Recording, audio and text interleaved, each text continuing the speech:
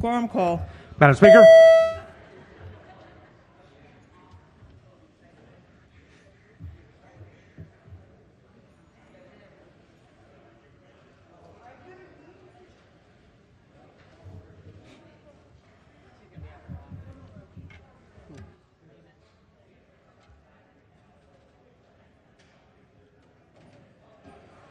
Has everyone recorded their presence? If so, the clerk will take the call.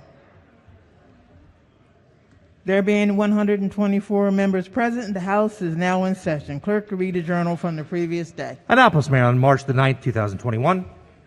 Recognizing the majority leader. Thank you, Madam Speaker. Move so much be considered the reading of the journal from the previous day. So ordered. Petitions, memorials, and other papers. Before I begin the work of the House today, I just want to take a moment to, first of all, I hope everyone had a good half a weekend. And second, we have 3 weeks to go to the end of this session. Oftentimes, our debates are going to get heated. I'm asking each and every one of you, and that's both parties, to be respectful of one another. We want to leave here, sine die, telling our constituents that we had a good session, that we have done some great things that help the citizens that all of us represent.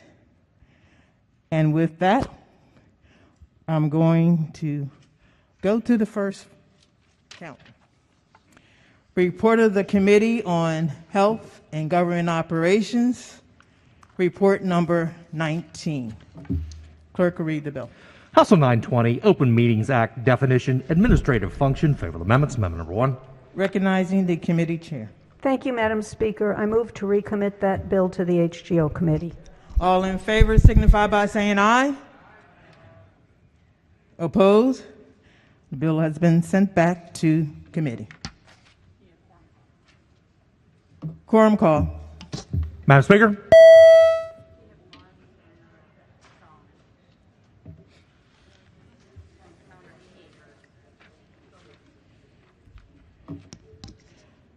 There being 126. Clerk will take the call. There being 126 members present, the House is still in session. Calendar of third reading, House Bills number 88. Clerk will read the bill. House Bill 1372, Blueprint for Maryland's Future, revisions. It's on third reading and final passage. Is there any debate? If not, the clerk will call the roll. Madam Speaker.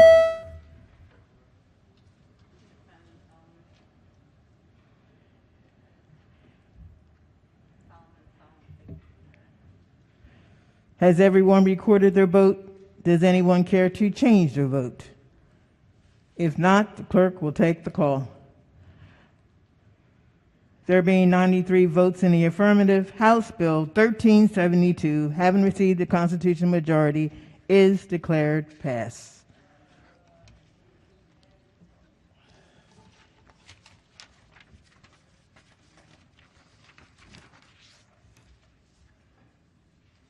Calendar of third reading, House Bills number 80. Clerk will read the first bill. House Bill 83, Public and Non-Public Schools, Electric Retractable Room Partitions, Review and Report. It's on third reading and final passage. Is there any debate?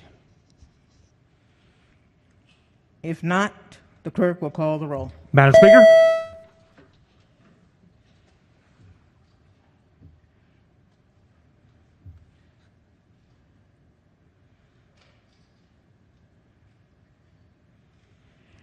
Has everyone recorded their vote?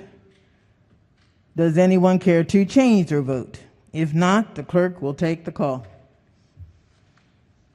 There being 129 votes in the affirmative, House Bill 83, having received the constitutional majority, is declared passed. Clerk, read next bill. House Bill 301, Estates and Trusts, Maryland Revised Uniform Anatomical Gift Act, revisions. is on third reading and final passage. Is there any debate? If not, the clerk will call the roll. Madam Speaker, Has everyone recorded their vote? Does anyone care to change their vote? If not, the clerk will take the call. There being 129 votes in the affirmative, House Bill 301, having received a constitutional majority, is declared passed. Clerk will read the next bill. House Bill 531, Criminal Procedures, Sexual Offenders, Lifetime Supervision. It's on third reading and final passage. Is there any debate? If not, the clerk will call the roll. Madam Speaker, Has everyone recorded their vote? Does anyone care to change their vote? If not, the clerk will take the call. There being 121 votes in the affirmative, House Bill 531, having received a constitutional majority, is declared passed. Clerk will read next bill. House Bill 719, Commercial Tenants, Personal Liability Clauses, Enforceability. Is on third reading and final passage. Is there any debate? If not, the clerk will call the roll. Madam Speaker,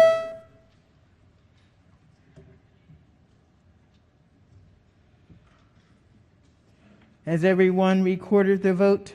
Does anyone care to change their vote? If not, the clerk will take the call. There being 123 votes in the affirmative, House Bill 719, having received a constitutional majority, is declared passed. Clerk will read next bill. House Bill 746, Election Law, Absentee Ballot, Envelopes, Party Affiliation. Is on third reading and final passage. Is there any debate? If not, the clerk will call the roll. Madam Speaker,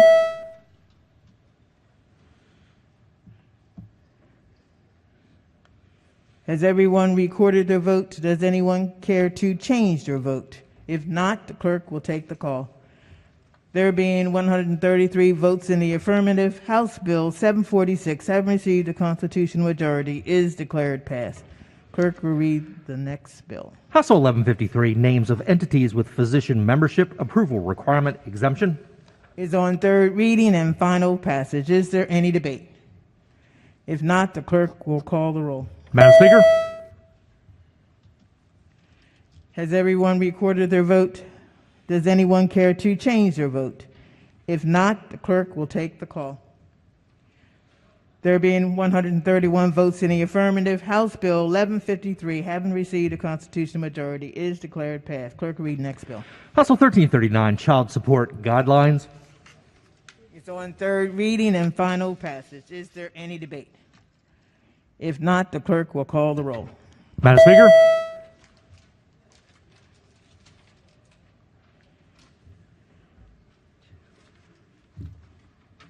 Has everyone recorded their vote? Does anyone care to change their vote? If not, the clerk will take the call. There being 133 votes in the affirmative, House Bill 1339, having received a constitutional majority, is declared passed. Clerk read next. Calendar third reading, House Bill number 82. Clerk read the first bill. House Bill 222, Value My Vote Act. It's on third reading and final passage. Is there any debate? If not, the clerk will call the roll. Madam Speaker,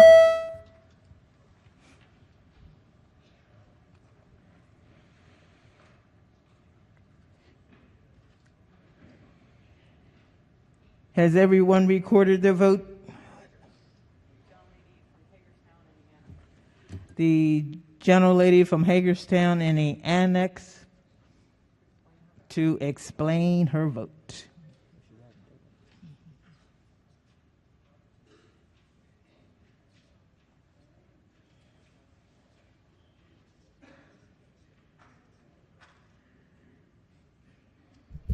Thank you, Madam Speaker. Good morning. Good morning, colleagues.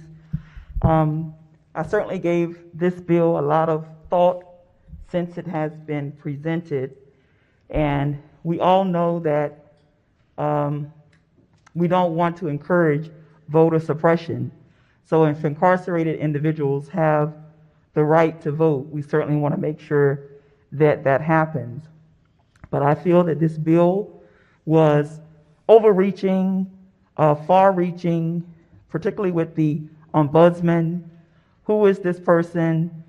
Who could they likely cater to that might encourage voter ballot harvesting. So that was my concern about this bill, but I want to make sure that it's known that I don't encourage voter suppression, but this bill I felt was a bit far and overreaching to encourage and ensure that our incarcerated individuals are allowed the right to vote. Thank you. Is there any further debate or explanation of one's vote? If not, the clerk will call the roll. There being 95 votes in the affirmative, House Bill 222, having received the constitutional majority, is declared passed. Clerk, read next bill. House Bill 790, Procurement, Office of Small, Minority, and Women Business Affairs, Small Business Reserve Program, and Veteran-Owned Small Business Enterprise Program. Is on third reading and final passage. Is there any debate? If not, the clerk will call the roll. Madam Speaker.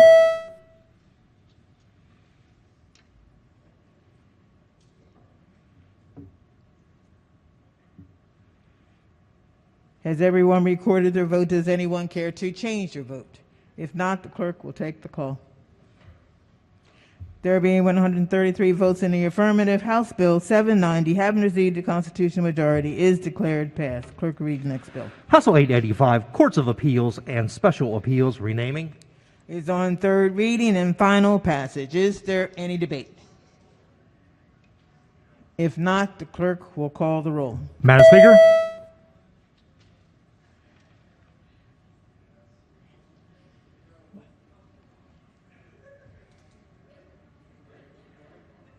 Has everyone recorded their vote?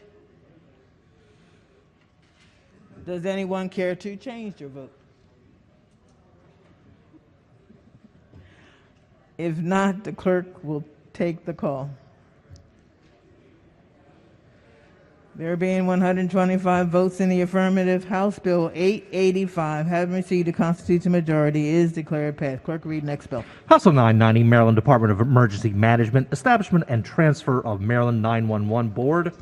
Is on third reading and final passage. Is there any debate? If not, the clerk will call the roll. Madam Speaker.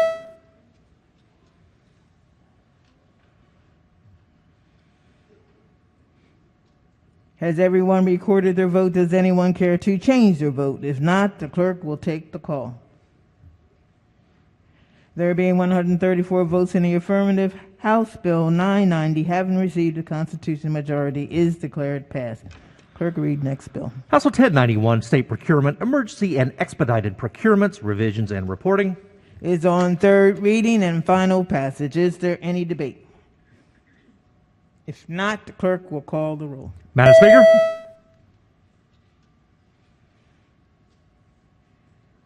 Has everyone recorded their vote? Does anyone care to change their vote? If not, the clerk will take the call.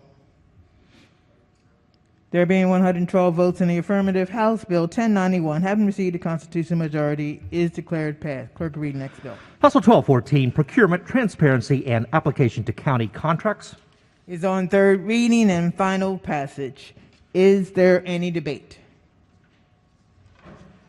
If not, the clerk will call the roll. Madam Speaker.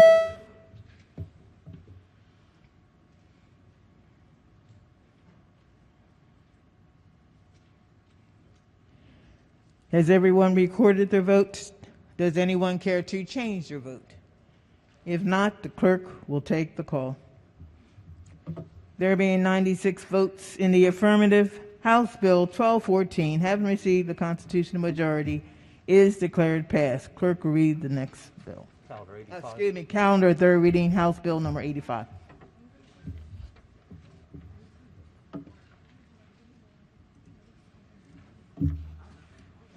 House Bill 90, State and Local Housing Programs, Affirmatively Furthering Fair Housing. Is on third reading and final passage. Is there any debate? If not, the clerk will call the roll. Madam Speaker. Has everyone recorded their vote? Does anyone care to change their vote? If not, the clerk will take the call. There being 108 votes in the affirmative, House Bill 90, having received the constitutional majority, is declared passed. Clerk, read next bill. House Bill 253, Baltimore County Nuisance Actions Community Association. It's on third reading and final passage. Is there any debate? If not, the clerk will call the roll. Madam Speaker,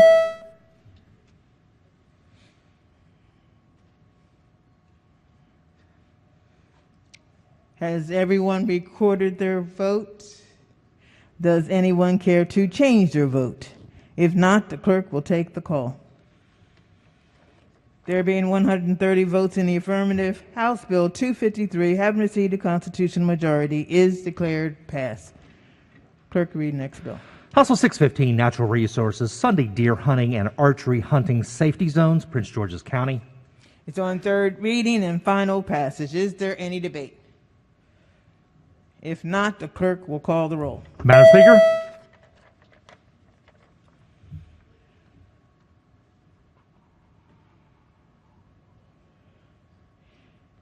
has everyone recorded their vote? Does anyone care to change their vote? If not, the clerk will take the call.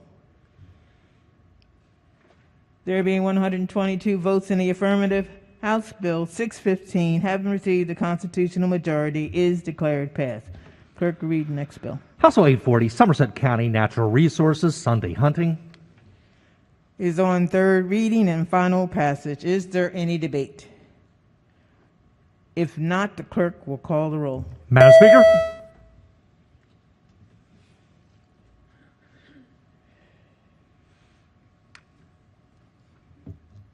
has everyone recorded their vote? Does anyone care to change their vote? If not, the clerk will take the call. There being 123 votes in the affirmative, House Bill 840, having received a constitutional majority, is declared passed. Clerk, read the next bill. House Bill 977, Prince George's County Public Safety and Behavioral Health Surcharges, Behavioral Health Programs. Is on third reading and final passage. Is there any debate? If not, the clerk will call the roll. Madam Speaker,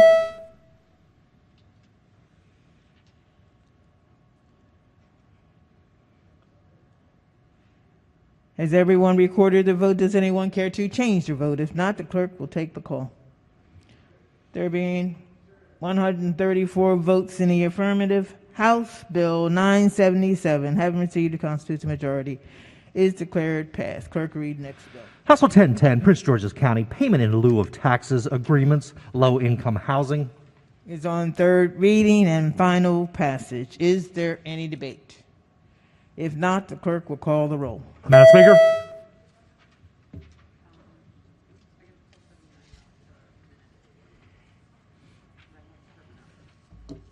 has everyone recorded their vote? Does anyone care to change their vote? If not, the clerk will take the call. There being 134 votes in the affirmative, House Bill 1010, having received a constitutional majority, is declared passed. Calendar of third reading, House Bills number 89. Clerk will read the bill. House Bill 44, Clean Cars Act of 2021. Is on third reading and final passage. Is there any debate? If not, the clerk will call the roll. Madam Speaker,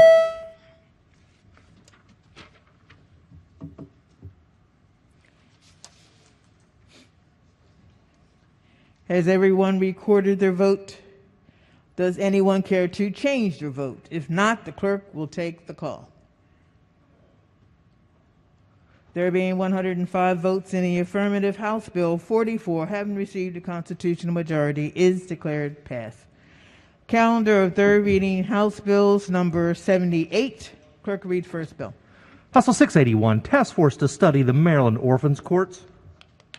Is on third reading and final passage. Is there any debate? If not, the clerk will call the roll. Madam Speaker,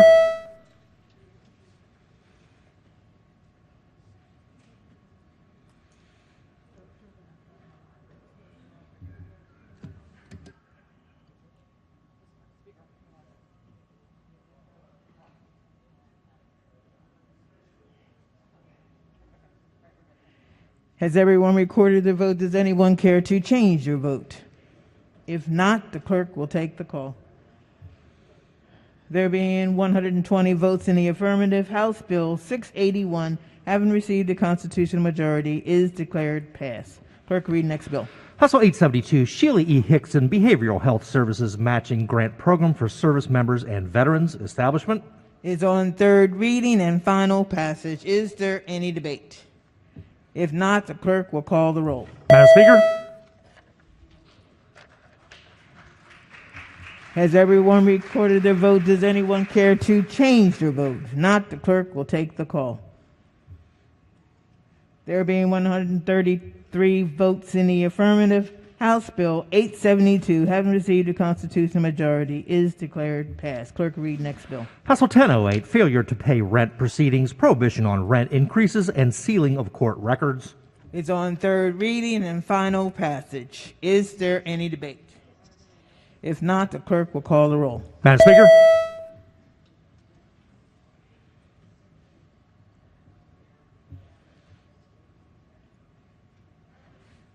has everyone recorded their vote? Does anyone care to change their vote? If not, the clerk will take the call. There being 91 votes in the affirmative, House Bill 1008, having received a constitutional majority, is declared passed. Clerk, read next bill. House Bill 1154, Labor and Employment Economic Stabilization Act alterations. Is on third reading and final passage. Is there any debate? If not, the clerk will call the roll. Madam Speaker,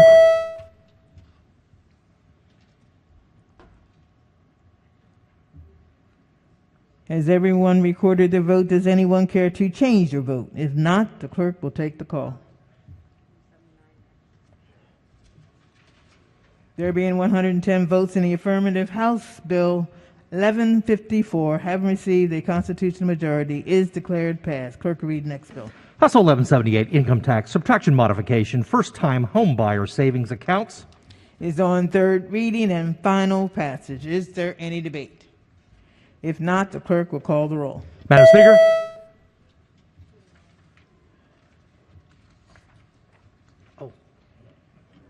has everyone recorded their vote? Does anyone care to change their vote?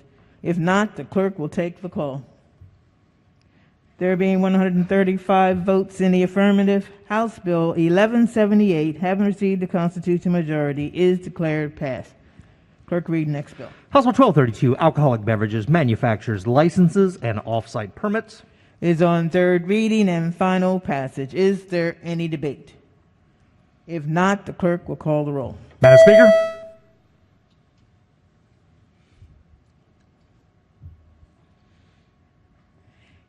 has everyone recorded their vote? Does anyone care to change their vote? If not, the clerk will take the call. There being 134 votes in the affirmative, House Bill 1232, having received a constitutional majority, is declared passed. Clerk, read next bill. House Bill 1248, Public Safety, Police Officer Data Collection and Reporting. Is on third reading and final passage. Is there any debate? If not, the clerk will call the roll. Madam Speaker,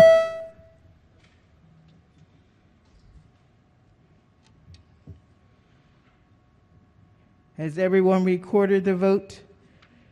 Does anyone care to change their vote? If not, the clerk will take the call. There being 118 votes in the affirmative, House Bill 1248, having received a constitutional majority, is declared passed. Calendar of third reading House Bills number 79.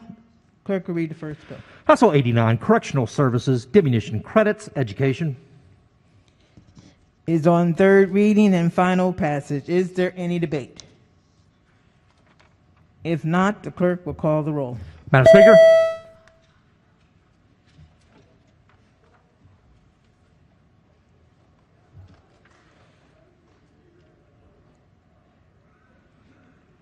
has everyone recorded their vote?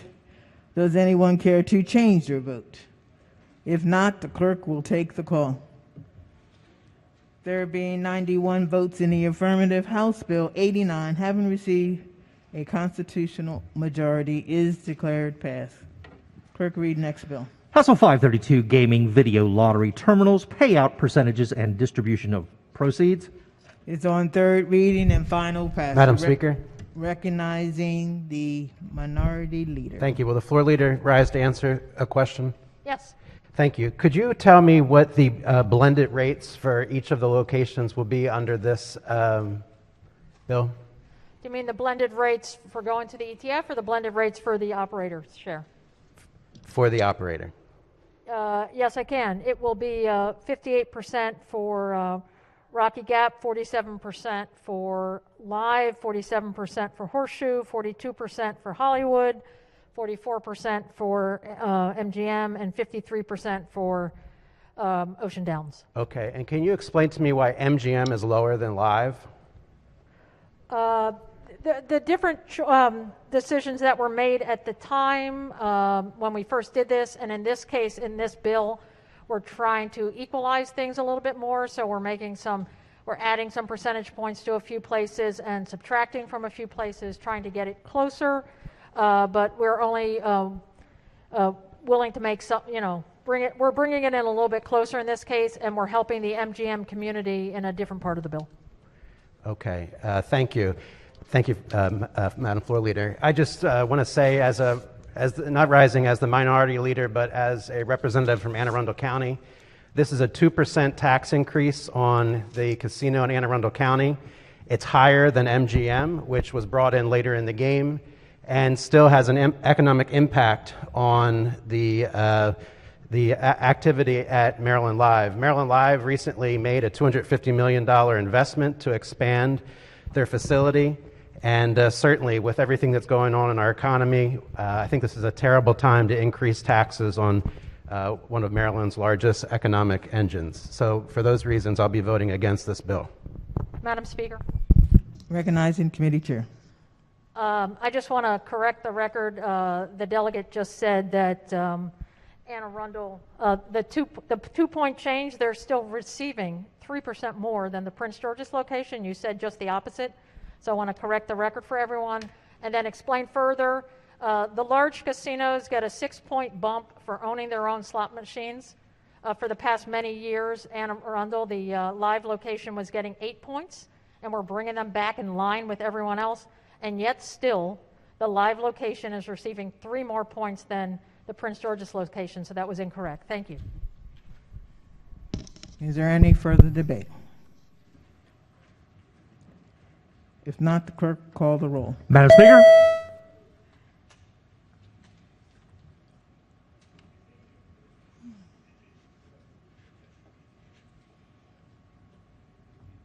Has everyone recorded their vote? Does anyone care to change their vote? If not, the clerk will take the call. There being 111 votes in the affirmative, House Bill 532, having received the constitutional majority, is declared passed. Clerk, read next bill. House Bill 601, Pharmacy Benefits Managers, revisions. Is on third reading and final passage. Is there any debate? If not, the clerk will call the roll. Madam Speaker.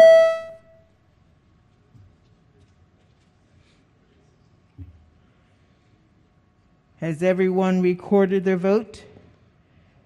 Does anyone care to change their vote? If not, the clerk will take the call.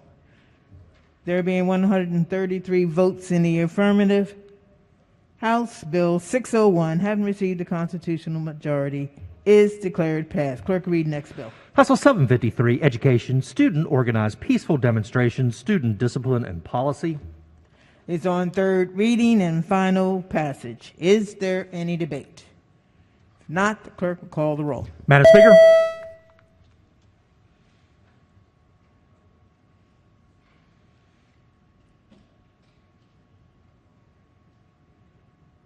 Has everyone recorded their vote? Does anyone care to change their vote? If not, the clerk will take the call. There being 96 votes in the affirmative, House Bill 753, having received the constitutional majority, is declared passed. The clerk will read the next bill. House Bill 855, Criminal Law, Life-Threatening Injury Involving a Motor Vehicle or Vessel, Criminal Negligence, Wade's Law. Is on third reading and final passage. Is there any debate? If not, the clerk will call the roll. Madam Speaker.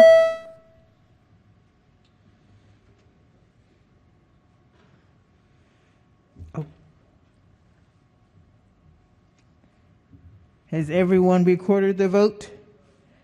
Does anyone care to change their vote? If not, the clerk will take the call. There being 130 votes in the affirmative, House Bill 855, having received a constitutional majority, is declared passed. Clerk, read the next bill. House Bill 864, income tax subtraction modification, military retirement income. Is on third reading and final passage. Is there any debate? If not, the clerk will call the roll. Madam Speaker?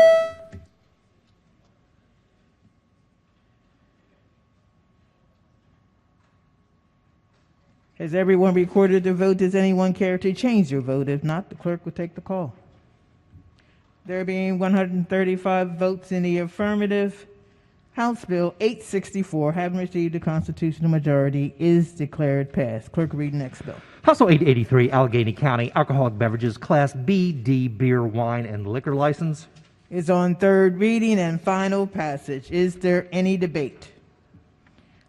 If not, the clerk will call the roll. Madam Speaker?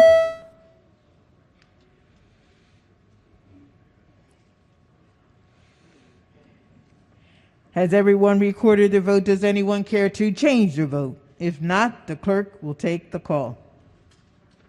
There being 133 votes in the affirmative, House Bill 883, having received a constitutional majority, is declared passed.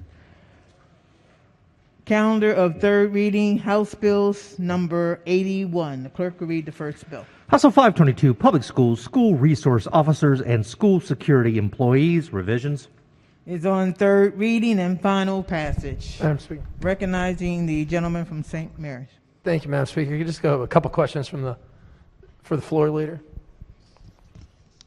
Good morning. Good morning. What policies does this change? Changes the trainings for SROs and school administrators, clarifies the roles of school SROs and security personnel. So it doesn't disallow any county from hiring SROs. We've had some chatter on the floor about that. No. Okay. I appreciate that. Thank you, Madam Speaker. You're welcome. Is there any further debate? If not, the clerk will call the roll. Madam Speaker?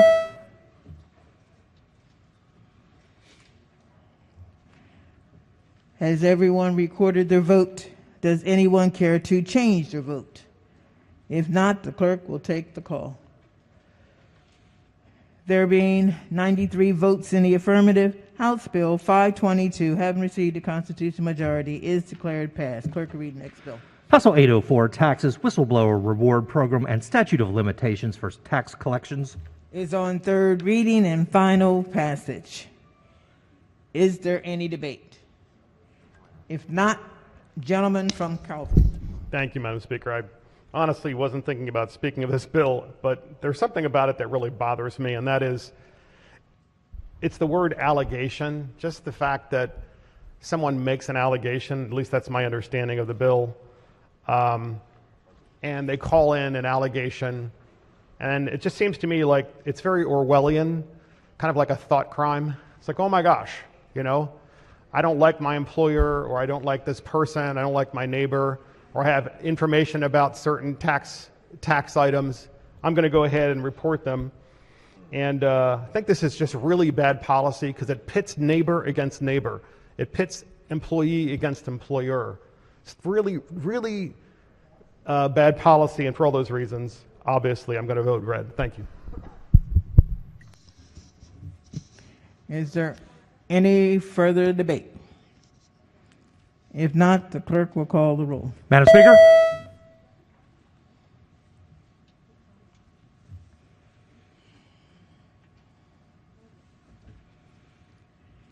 Has everyone recorded their vote?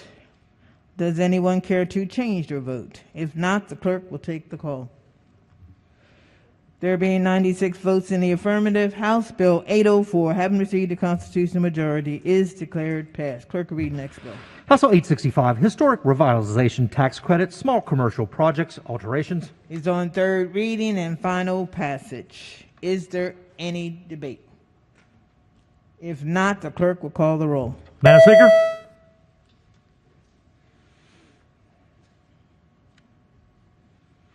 Has everyone recorded their vote? Does anyone care to change their vote? If not, the clerk will take the call.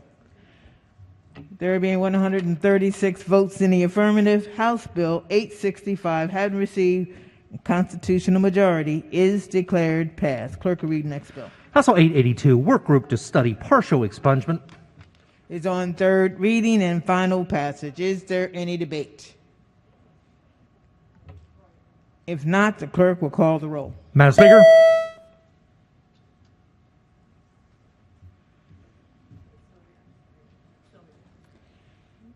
Has everyone recorded their vote? Does anyone care to change their vote? If not, the clerk will take the call. There being 100 votes in the affirmative, House Bill 882, having received constitutional majority, is declared passed. Clerk, read next bill. House Bill 1007, Renewable Energy Portfolio Standard and Geothermal Heating and Cooling Systems. Is on third reading and final passage. Is there any debate? If not, the clerk will call the roll. Madam Speaker.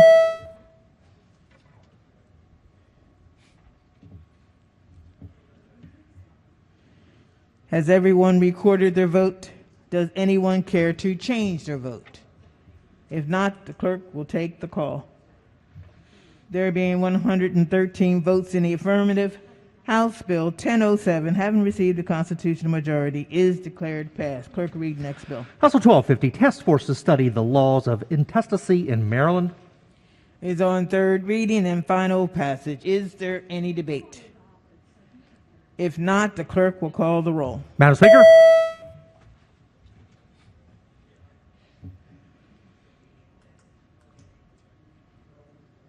Has everyone recorded their vote? Does anyone care to change their vote? If not, the clerk will take the call. There being 135 votes in the affirmative, House Bill 1250, having received a constitutional majority, is declared passed. Clerk, read next bill. House Bill 1307, Education, Child Care Centers, and Youth Development Organizations and Programs Support Youth Development for School-Aged Children Act. Is on third reading and final passage. Is there any debate? If not, the clerk will call the roll. Madam Speaker.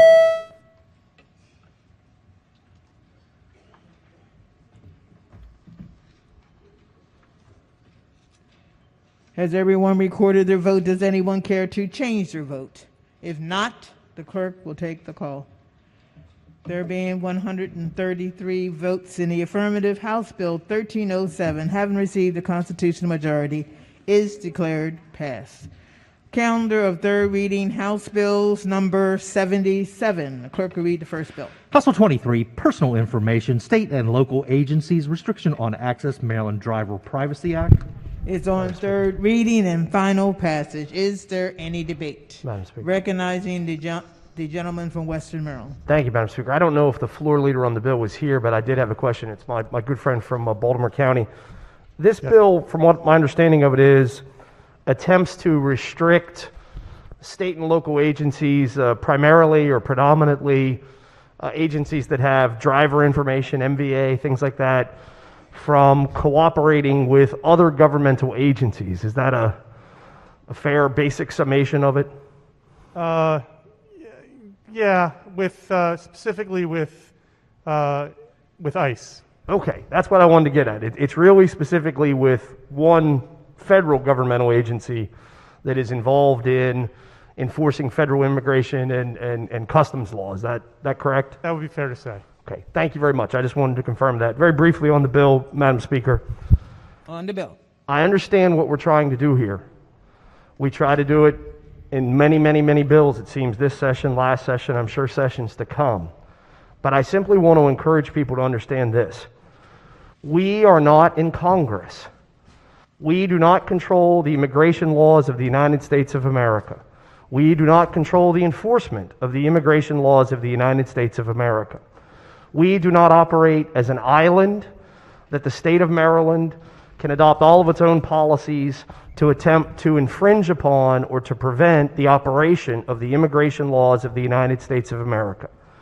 If our colleagues, our betters, our superiors, some to speak, in the constitutional system 40, 50 miles from here, choose to change the immigration laws of the the United States of America, then we will abide by those.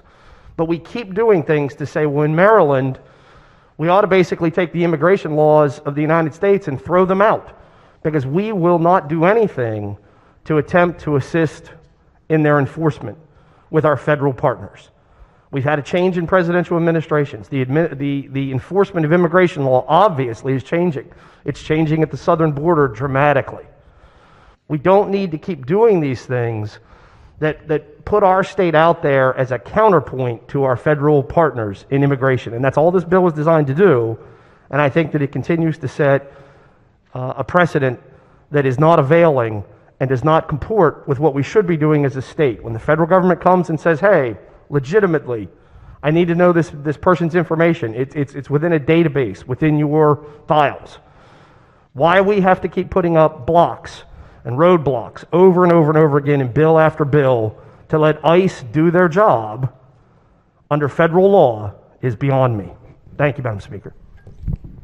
Madam Speaker.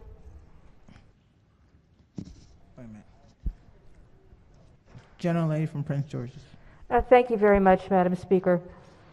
The reason that this bill is important for Maryland is because it is Maryland's public policy that we created a law to allow a driver's license to be a driver's license. When we adopted the Real ID, which the federal government required, we set up a situation where there were a lot of people that weren't able to drive and needed to. And we set up a situation for the safety of the roads in Maryland that a driver's license is a driver's license, and that people can get the insurance and get the training to know the rules of the road in Maryland. And we passed this bill to create this license that is not a real ID, according to the federal government, but is a driver's license in Maryland.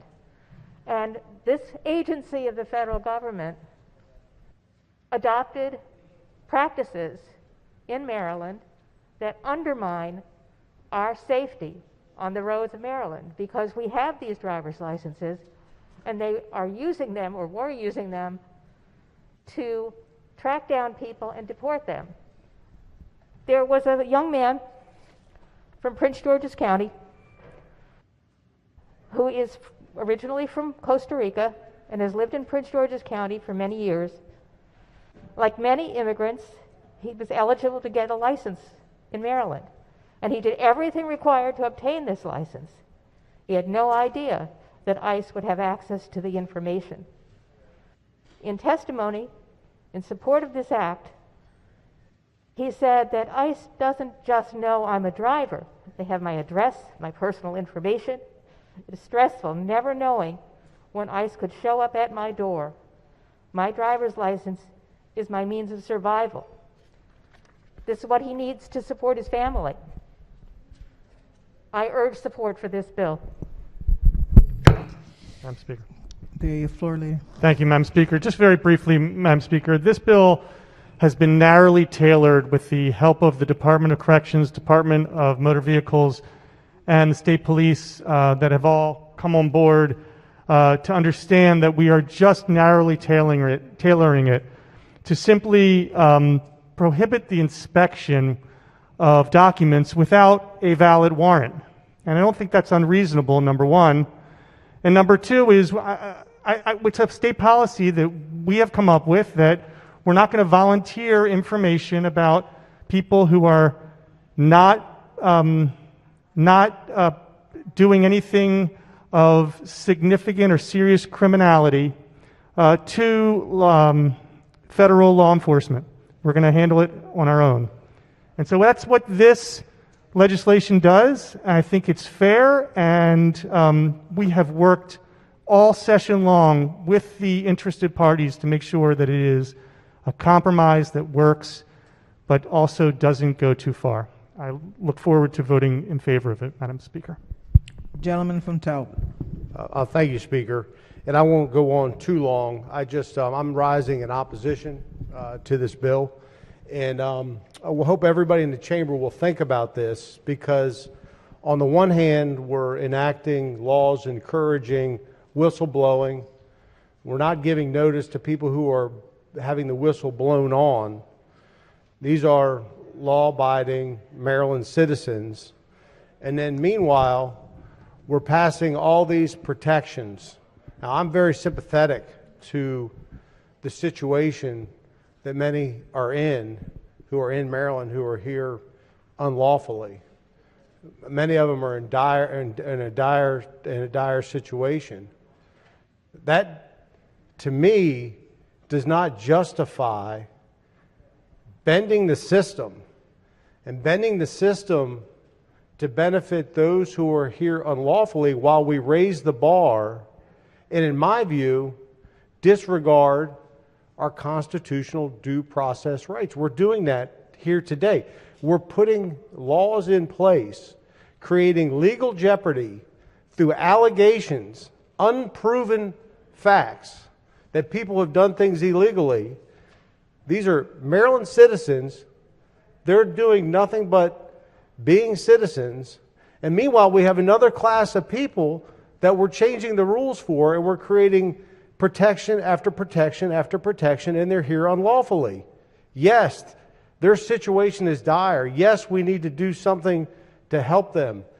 But creating laws that are, they're skewed to favor one group over another. That's what's going on. People see that. Maybe not in this chamber, but they see it. They don't appreciate it. And when you vote on this, please understand the message and the impact of the policies that we're putting into place. They're serious. We've had a heck of a year. We're going to rip the Band-Aid off. We're going to fix the problems. We're not fixing the problems. We're not ripping the Band-Aid off. We're just smoothing it over.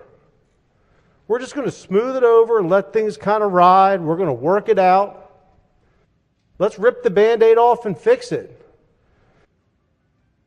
Bending the system, getting around the rules, is not a way to fix the problem.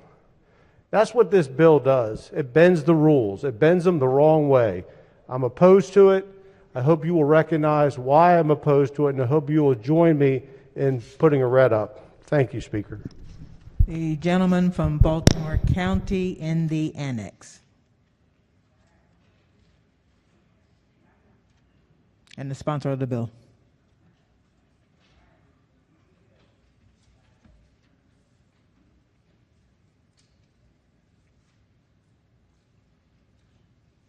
Thank you, Madam Speaker. I would say that this bill does not bend the rules. It is instead a response to the bending of the rules by ICE. As the good delegate from Prince George's County said, when we set up the second-tier driver's license system several years ago, we encouraged residents who are undocumented residents in Maryland to get driver's licenses, to come into the transportation system, and that it was for everyone's benefit to do so. But at the same time, we did not tell those residents that, oh, by the way, if you do it, Immigration and Customs Enforcement is going to have access to that data on your driver's license and everyone else's driver's licenses who got that Tier 2 license, and that ICE would be given access by state officials simply for the purpose of trying to pick up someone who is here undocumented, has not committed any sort of crime, but picks them up strictly for the purposes of deporting them. That was not part of the promise that we made when we set up this Tier 2 driver's license. So we are rectifying the problem created by us automatically turning over information to ICE for purposes of immigration.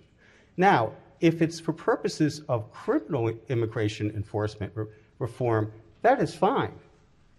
And then, of course, the federal agency would have a warrant showing that they are doing this for criminal purposes.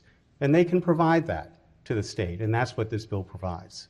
So for all those reasons, I urge support for this bill. The committee chair. Thank you, Madam Speaker.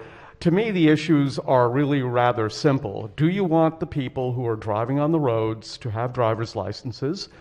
Do you want them to know the rules of the road? And do you want them to be insured? Yes, yes, and yes. And that's why I'm voting for this bill. Gentleman from Talbot. Just for the record, and I can stand corrected, but my driver's license information has been accessed by other entities. I don't have any privacy protections, just for the record. Is there any further debate? If not, clerk will call the roll. Madam Speaker?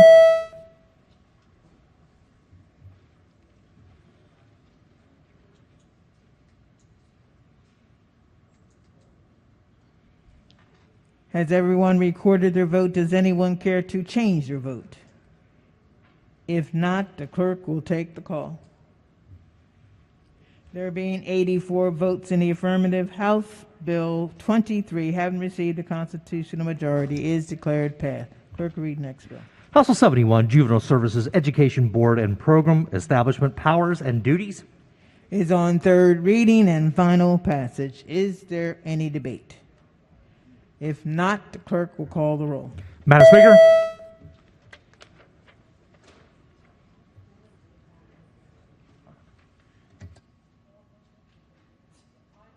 Has everyone recorded their vote? Does anyone care to change their vote? If not, the clerk will take the call. There being 131 votes in the affirmative, House Bill 71, having received a constitutional majority, is declared passed. Clerk, read next bill. House Bill 308, Court Civil Action Strategic Lawsuits Against Public Participation. Is on third reading and final passage. Is there any debate? If not, the clerk will call the roll. Madam Speaker?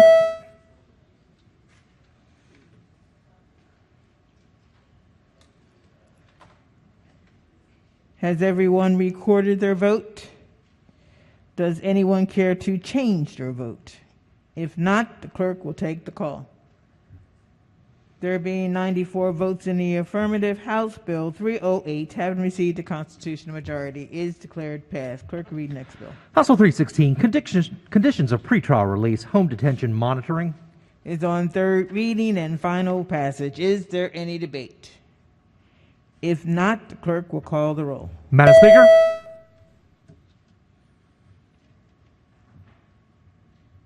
Has everyone recorded their vote? Does anyone care to change your vote? If not, the clerk will take the call. There being 94 votes in the affirmative, House Bill 316, having received a constitutional majority, is declared passed. Clerk, read next bill. House Bill 448, State Government Legal and Employee Holiday, Juneteenth, National Freedom Day. Is on third reading and final passage. Is there any debate? Recognizing the minority whip. Thank you, Madam Speaker. House Bill 448, Juneteenth National Freedom Day. This will create a legal holiday and also an employee-paid holiday for state workers. I rise today with a heavy heart on House Bill 448. It came out of my committee, HGO, and generally we do not stand on bills that come out of our own committee. June 19th should absolutely be declared a legal holiday. I don't think there is one person in the House of Delegates who would not agree with that. Juneteenth has been called America's second Independence Day.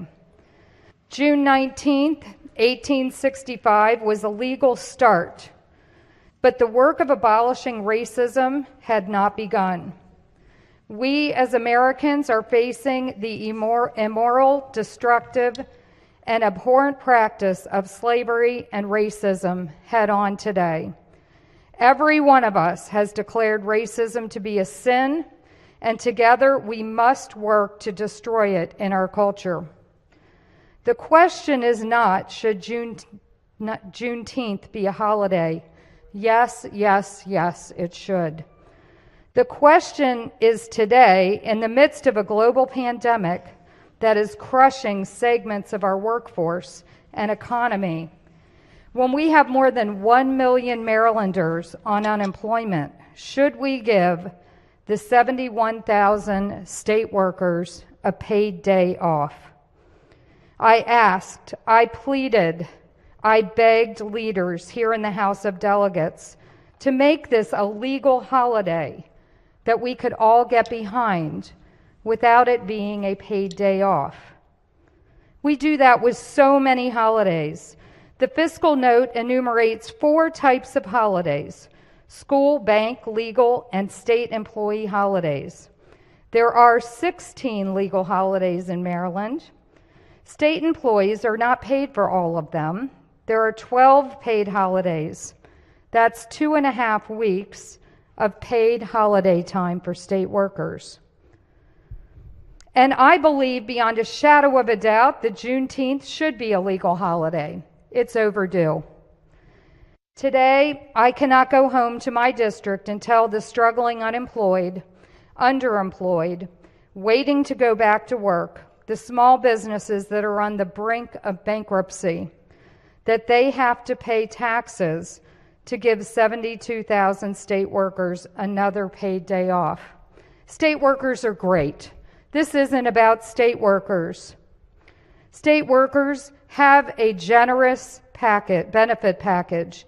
They have a healthy pension that most people in this state do not have. They have a healthy health care package that is the best in the state, I think. Better than Hopkins, better than federal government, better than almost anyone.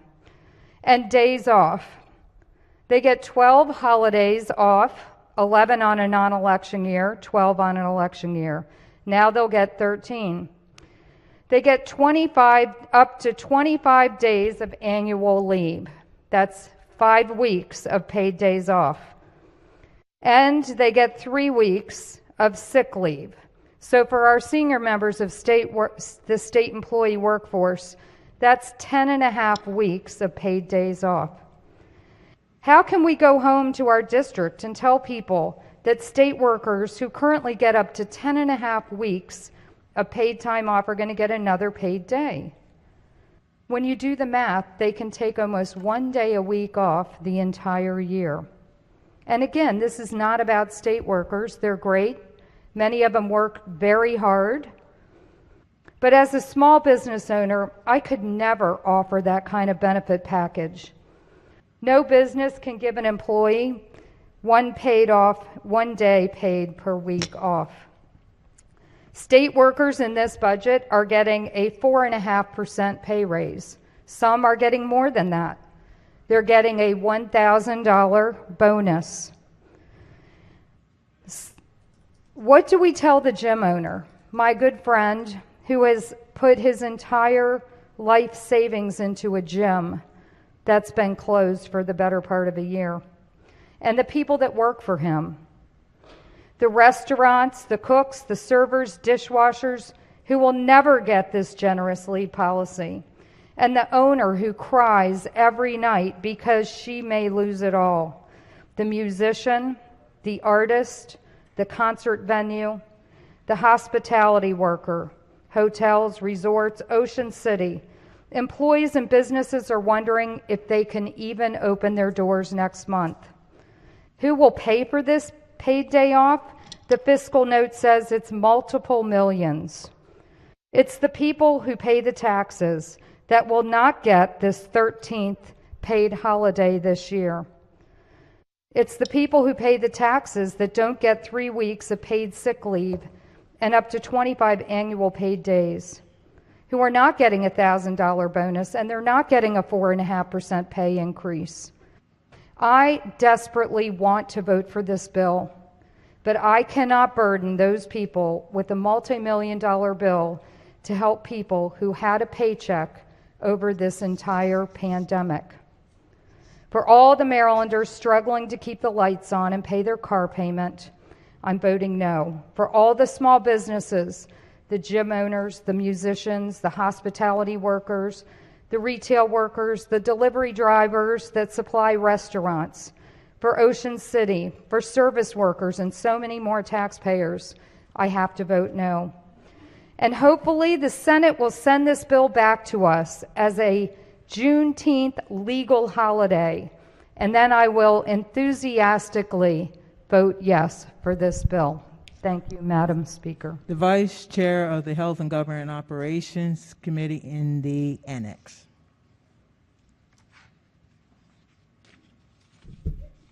Thank you, Madam Speaker. Good morning, colleagues.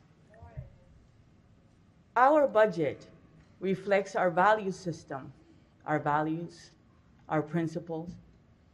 We have done a lot in this session for the people that the good delegate just referenced to. We passed the Relief Act. We provided money for businesses. We're forgiving a lot of the loans up to $50,000 and making them into grants. We are fixing the unemployment system that is a mess that this administration has truly not helped the people that the good delegate referenced. This body is passing a bill to fix that, to help people on unemployment. Our office, all of you, get emails every day regarding people that are not and have not been able to get their unemployment payment. And what do? We get involved as legislators, and we contact the Department of Labor and we advocate on behalf of our citizens. We have passed bill this session to help people with their housing, to make sure that they don't get evicted. We have passed bills that we, the majority in this body, provided money for legal fees so that people can stay in their homes. We are and have been responsible. However, this bill that we have in front of us speaks volume, because many of those state workers are people of color. Many of those essential workers, while we can stay home and do our meetings from Zoom, risk their lives every day without proper PPE, without assistance. They're taking care of us so that the economy can keep running. COVID. Let's talk about the coronavirus. Who has it affected the most? It has affected people of color. It has affected the Black community the most, the immigrant community. Out of the 24 jurisdictions, 23 counties in Baltimore City, the county with the highest number of COVID-19 cases is Prince George's County. The zip code in the entire state with the highest number of COVID-19 cases is 20783. Who lives in 20783? The immigrant, brown community. So decade after decade, the Black and brown community is highly affected. This bill today, this is what it does. Let's talk about what Juneteenth is. The reason why we need to make it a pay holiday is because not many people know what it even is. It has no importance. People don't think about it. It is important to know where we come from so we know our future and we don't make those mistakes. Juneteenth is a date of monumental significance in American history. It shows us that freedom and racial equality have always been a hard-fought battle for Black Americans. It is the Independence Day of the African American citizens. It is the day that Blacks were recognized as people. It is the day that Blacks stopped being property. It is the day that Blacks could claim citizenship. But not many people know that.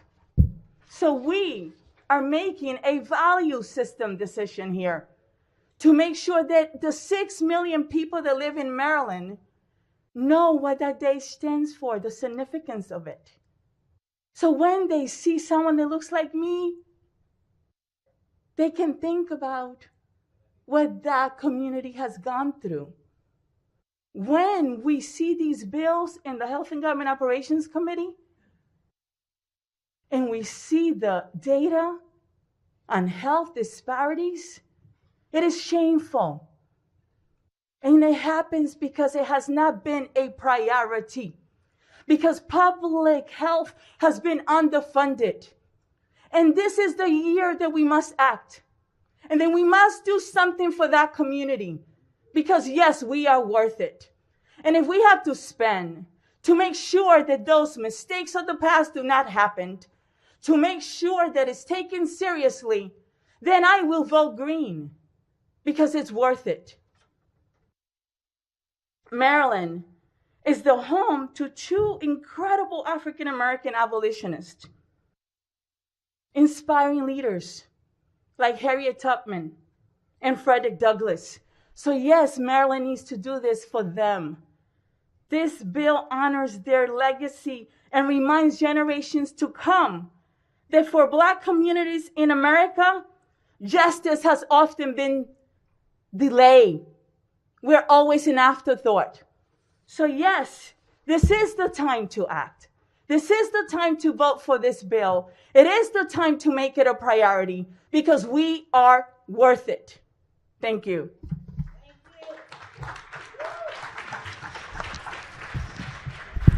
Recognizing gentlelady from Prince George's County. Madam Speaker, move the bill. You mean the previous question? Yeah, the previous question. Thank you so much. The question is move the previous question. All in favor signify by saying aye. Opposed? HB 448 is on third reading and final passage. Clerk will call the roll. Madam Speaker.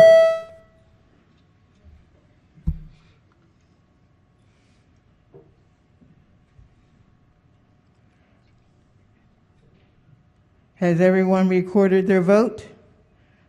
Does anyone care to change their vote? If not, the clerk will take the call. There being 110 votes in the affirmative, House Bill 448, having received the constitutional majority, is declared passed.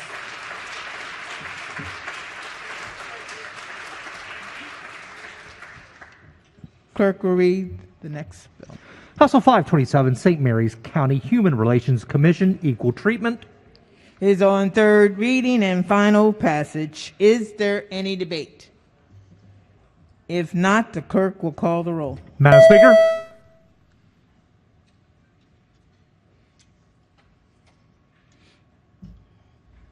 Has everyone recorded their vote? Does anyone care to change their vote? If not, the clerk will take the call.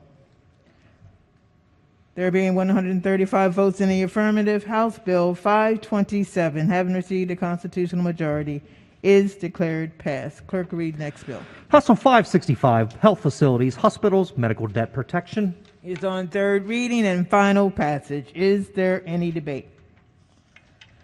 Not, the clerk will call the roll. Madam Speaker.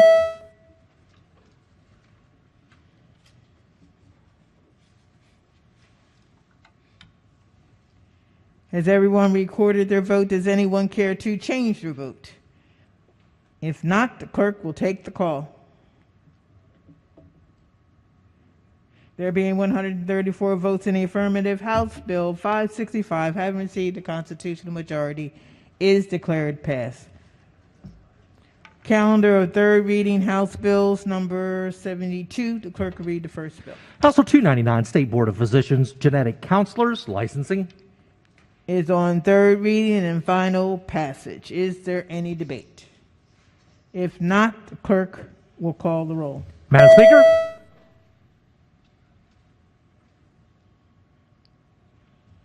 Has everyone recorded their vote? Does anyone care to change their vote?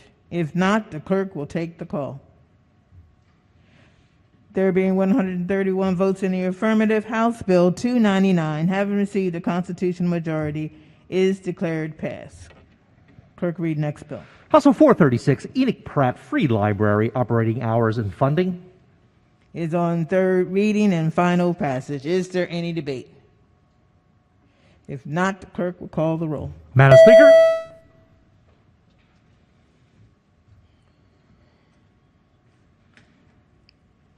has everyone recorded their vote? Does anyone care to change their vote?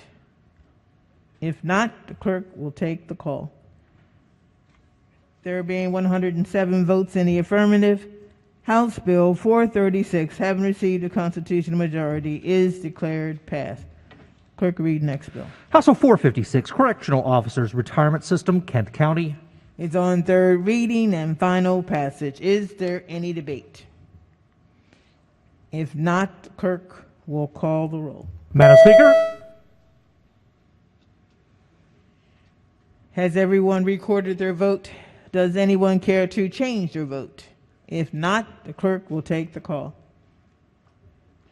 There being 135 votes in the affirmative, House Bill 456, having received the constitutional majority, is declared passed. Clerk, read next bill. House Bill 867, Baltimore Regional Neighborhood Initiative Program Fund. Is on third reading and final passage. Is there any debate? If not, the clerk will call the roll. Madam Speaker,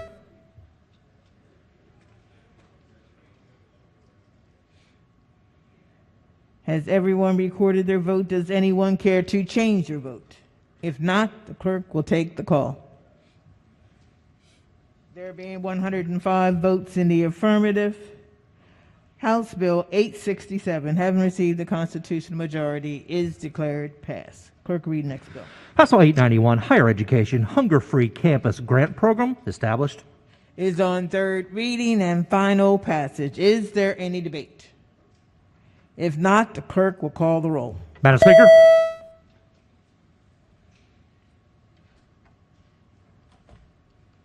has everyone recorded their vote? Does anyone care to change their vote?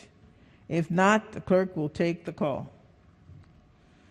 There being 94 votes in the affirmative, House Bill 891, having received a constitutional majority, is declared passed. Clerk, read next bill. House Bill 937, State Lottery Fund, Maryland Humanities Council, funding. Is on third reading and final passage. Is there any debate? If not, the clerk will call the roll. Madam Speaker,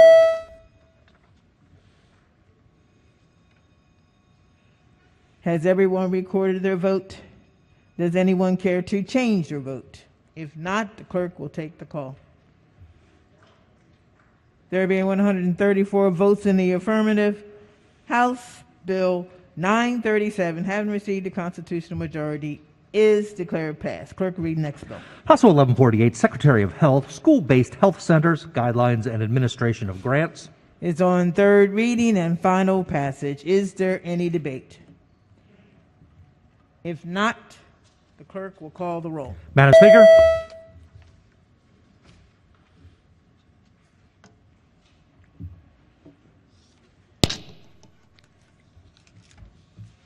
has everyone recorded their vote? Does anyone care to change their vote?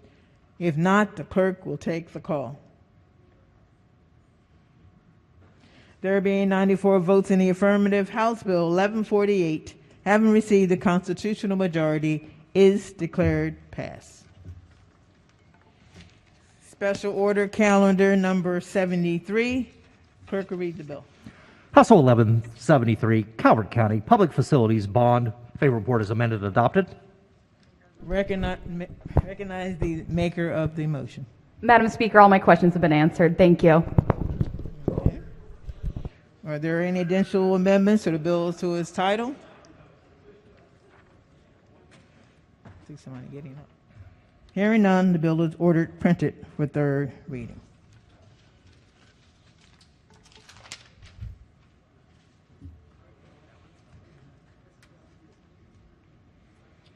Special order calendar number 72. Clerk will read the bill. House Bill 1069, Water Supply Private Well Safety Program. Favor report is amended and adopted.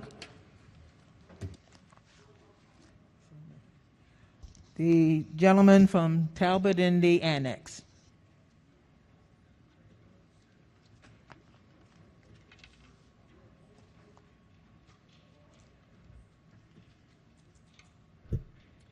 Thank you, Madam Speaker. Could the floor leader rise for a few questions? Good morning. Thanks. Here I am, Delegate. Good morning. Morning. Good morning. So my first question is, and the bill looks like it's been heavily amended from where it originally was, and I'm happy to see that. Could you share with me the U.S. EPA, as it relates to private wells, where do they address maximum contaminant percentages and loads currently? Thank you, Delegate. As I understand it, the EPA does not regulate private drinking water wells. It is up to the, of course, the owner of the well to maintain their own well. And just to point out that the point of this bill is to ensure that tenants in residential properties served by a well have safe drinking water supply. Okay. Now, the bill's asking these property owners to have a well tested every 3 years. Do you have an idea what the cost per well test is? Delegate, it depends on the test. Some are very inexpensive. They could be anywhere from $20. Some could be up to $75. I go on Amazon. They range in prices, Delegate. Sure. And I know in Wacomico County, my home county, the cost of a test, I'm thinking of it through the lens of building a new house, having the well drilled, and you have to test for nitrates, for example. Those tests cost about $100, but those might cover more than just the things that the bill's trying to do, which is sort of a concern of mine because we're really not in this bill, as we're trying to pass it, addressing exactly what we're after in the bill. Because I could go down the EPA list of what contaminants might be, and that list is so very broad. I mean, are we looking for iron? Are we looking for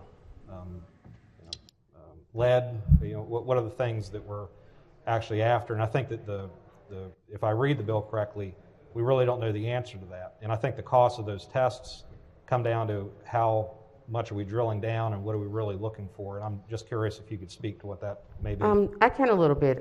So public water supply is actually, and I know we're talking about private wells, but just to talk about public water, is regulated, and contaminant levels are set for instance, disinfectants, disinfectant bioproducts, pesticides, nitrates, certain bacteria, certain microorganisms, inorganic chemicals, organic chemicals.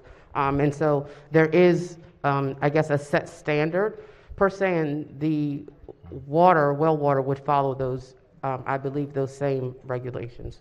So to the floor leader, I gave you an amendment. I'm going to go ahead and offer the amendment now. Yes, sir. Madam Speaker, I have an amendment at the desk, 603929-1. Amendment number 1. So much be considered the reading of the amendment. So ordered. So based on that back and forth that the floor leader and I had now, and also we talked offline, currently there's no U.S. EPA standards for private wells. For public wells, yes, not private. And so what my amendment seeks to do is say if we're going to pass a bill like this, that we really can't enforce this unless the U.S. EPA comes down with regulations that speak to private wells. I think it's an important designation that needs to be made. And if we're going to pass a bill like this that imposes some restrictions that are going to be difficult to pass, for example, it takes a landlord would have 60 days to resolve the issue, and it would also require the landlord to provide alternative potable water supplies, which I can't figure out how we would actually accomplish that. That at the very minimum, we understand what we're after, and the bill is not only silent on that, but it seems to be applying some U.S. EPA standards that simply don't exist at this time. So I believe that I'm offering this amendment through the lens of making it more workable and not necessarily trying to tangle the tenor of the bill and why it's being brought. We all want to drink clean water, so I'm not going to argue that particular point with you. It's just this bill, either it's coming before its time, or the bill needs to be written in such a way that gives deference to these federal agencies, and for whatever the reason, why they're not currently putting maximum levels on private wells. Move the amendment. Floor Leader. Thank you, Madam Speaker. I would urge the body to resist the amendment, and here's a couple of reasons why. One, even when water is clear, you don't know what's in the water, and well water, of course, it has to be managed by a specific a person and not necessarily a government agency or a wastewater or a water facility. And so just because the EPA may not have something, it doesn't mean that we don't set those standards.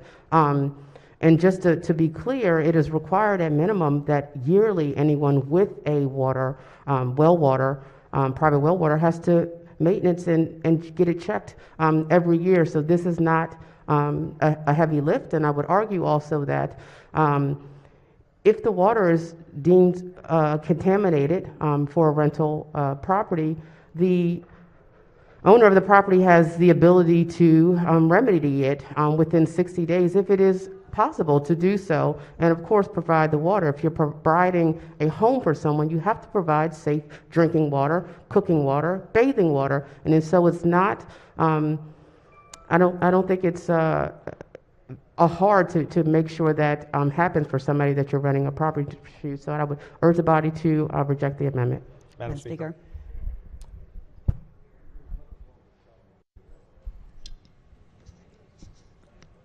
Gentlelady from Baltimore County. Thank you, Madam Speaker. I just have a few quick questions. I'm rising in support of this amendment, but I just want to make sure I understand exactly what the situation is that we're dealing with. Hi there. Hey there. So does this potentially affect short-term rentals, or is it only for long-term? This is for any person who rents property that has a private well. So it could include Airbnbs, things like that? Residential property. Okay. And I didn't hear the contaminant list. Do we have a hard list that we're working on? I have a couple of things here, but I don't have a hard and fast list. I mentioned microorganisms, disinfectant byproducts, inorganic chemicals, organic chemicals, pesticides, bacterias, nitrates. I think the list goes on, but that's just my short list. I'm sorry, I don't have a complete list for you. Is there a place I could find it? Yes, it should be on the website, because this is something we already do, because per the EPA, it is recommended at least yearly that wells are actually checked.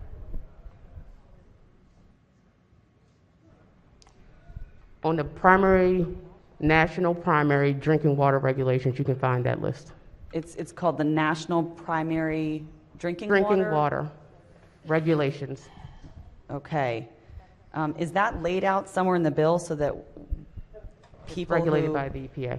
People who aren't like us and have somebody on the other end of the phone will be able to figure this out? It seems like it might be a little bit complicated. Yes, because it's already required, Delegate.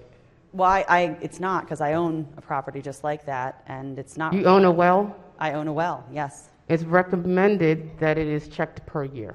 Yeah, but it's not required. It is not required. This bill is only requiring every 3 years that residential properties that are being rented have the well checked. Okay, and there's a tax in there too, or do we cut that one out? There's no tax. No, there's no tax. All the amendments to the bill essentially became the bill, and as amended, this bill is supported by those who were before in opposition to it. Okay, so I have this property that we're talking about, and I have a well, and in the last couple years, it's gone from sort of just under the limit on nitrites to just, well, considerably over the limit. This does not affect anybody who has a residential property in a private well. So this does not affect private well Well, I have owners. 2 rental properties on Just the property. rental. Okay, understood. Sorry about that. So I have 2 rental properties. We share a well.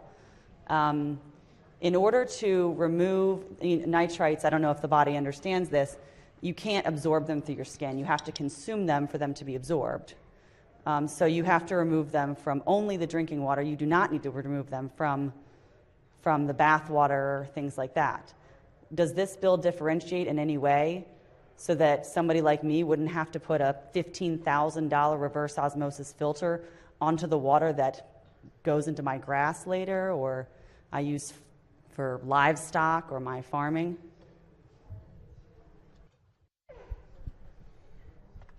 This is for potable drinking water. So just it'd just be potable for your drinking water. Yep. Okay. So to comply with this bill, I would need to install reverse osmosis on all of my sinks.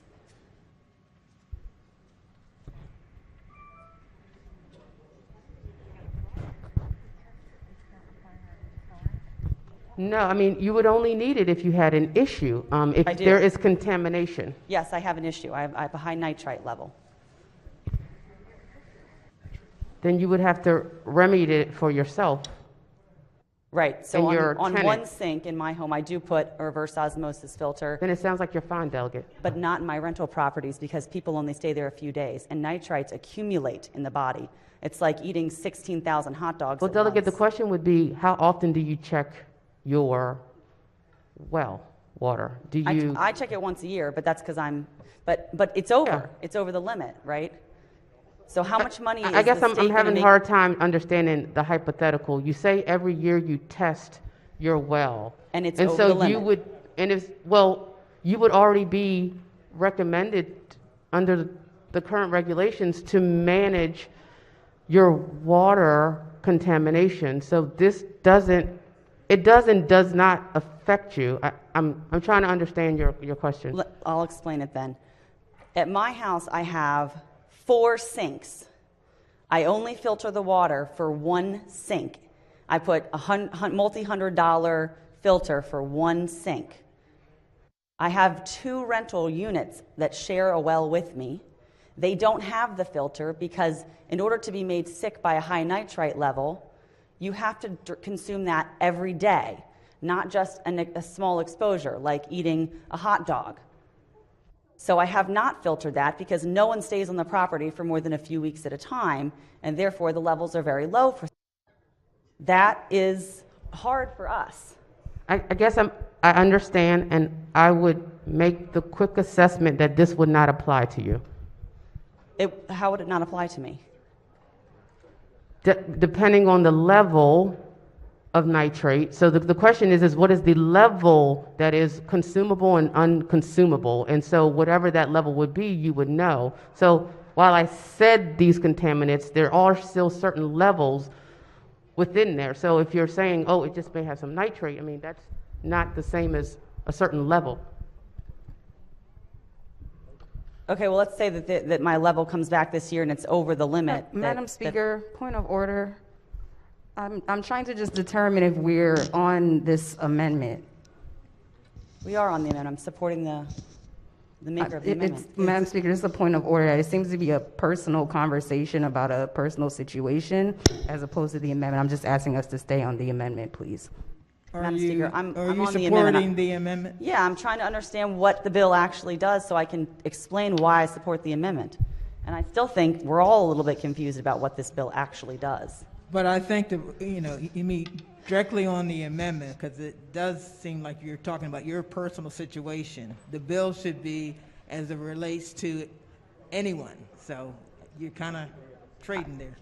I know. I think we do try to frequently give examples for how the citizens are going to get confused. And I'm saying if I'm confused about this, and Okay, I'm can you get on the amendment, please? Yes, Madam Speaker. On this amendment, I fully support waiting until the FDA creates guidelines that make more sense for personal wells, because this is exactly who it's going to affect, is people like me and everyone that lives anywhere near me that has a rental property. And there isn't even any real guidance from the federal government on this yet. We're sort of just giving a website. We don't even have a state standard yet. So I would press this amendment, and I'll save the rest of my comments for third reader. Thank you, Madam Speaker. Madam Speaker, I just want to clarify for the Floor body. leader. I'm sorry, Madam Speaker. The bill applies to residential property that is rental property, and it just asks that every 3 years that the well water is checked for contaminants. There is a recommendation currently for any well to be checked per year. Now, how often someone does it, I know the good delegate in our committee mentioned he gets his done every year and gets it chlorinated and gets all those fun things that he gets done with it to make sure that they have clean and clear drinking water. And so this is just saying every 3 years that this is a requirement. And quite frankly, there are already requirements that manage well water, and this is just adding another piece to it for those with tenants who have well water. So it's not a high lift, and it's not asking anyone to do anything other than what they would already be doing. Madam Speaker. Madam Speaker. The maker of the motion. Yes. Yeah. Thank you, Madam Speaker. Just on the amendment, the chairman of my committee, Economic Matters, I think knows me as someone that is very interested in business regulations. If a bill is going to pass, I try to endeavor to make sure the committee moves a bill that's workable, that creates clear, bright line paths to compliance with the law. The purpose of me bringing this particular amendment is to raise two issues. One, the U.S. EPA, in their wisdom, currently does not require any form of testing. There are best practices and there are recommendations, but there are no standards. There's no levels of contamination for which you reach or exceed the maximum level, and therefore are required to make changes to your well and or redrill a new well. And I suppose that the other issue with the bill is that as a landlord, I have to say generically, I would agree with the bill sponsor and the floor leader that we want to provide clean water, but again, we have to count on those that know best what that looks like, and also understand that everybody's well water has some level of contamination, whether you want to call it iron, whether you want to call it nitrates. The point is that the question is to what standard are we trying to set as a public policy. Where this particular piece of legislation is significant is that it's trying to pass something without actually telling us what the standards are. So, Madam Speaker, I couldn't support a bill like this without this amendment because I think it's silent on the most important element, which is what is it we're trying to actually do, and I don't think the bill actually answers that. I would encourage the body to support this meaningful. Thank you, on the amendment. Yeah, thank you, Madam Speaker. Can the floor leader just answer a couple of questions? Yes, Delegate. Hey, good morning. So is the requirement for the landlord, or I guess property investor, to pay for the certification? The water testing? Yes. Yes. So it's on the landlord or the investor to purchase that and provide a certification, I'm assuming every 3 years? Yes. Yes, I'm sorry, yes. Mm-hmm. Okay, gotcha. And that can't be moved over to the tenant because in this bill, it's always on the landlord. Because in the current rental contract now, tenants that are on public water normally pay for their own bill, their own water bill. And therefore, houses that are on well water tend to be a slightly bit cheaper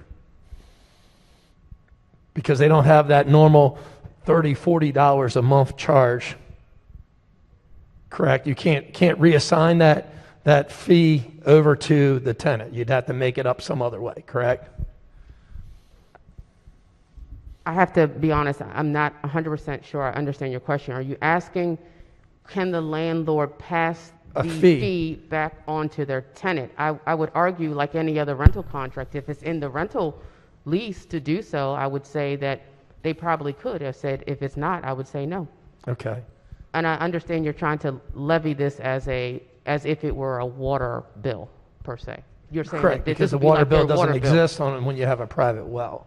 What's the penalty in this bill if the landlord doesn't There's supply no penalty, Delegate. There's no penalty. Okay, thank you for answering my question. Thank you, Madam Speaker.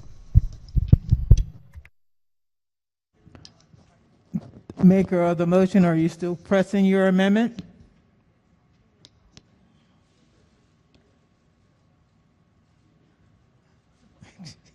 Madam Speaker, yes. On the amendment, all in favor signify by saying aye. Oppose? Roll call, Madam Speaker. Roll call. Madam Speaker?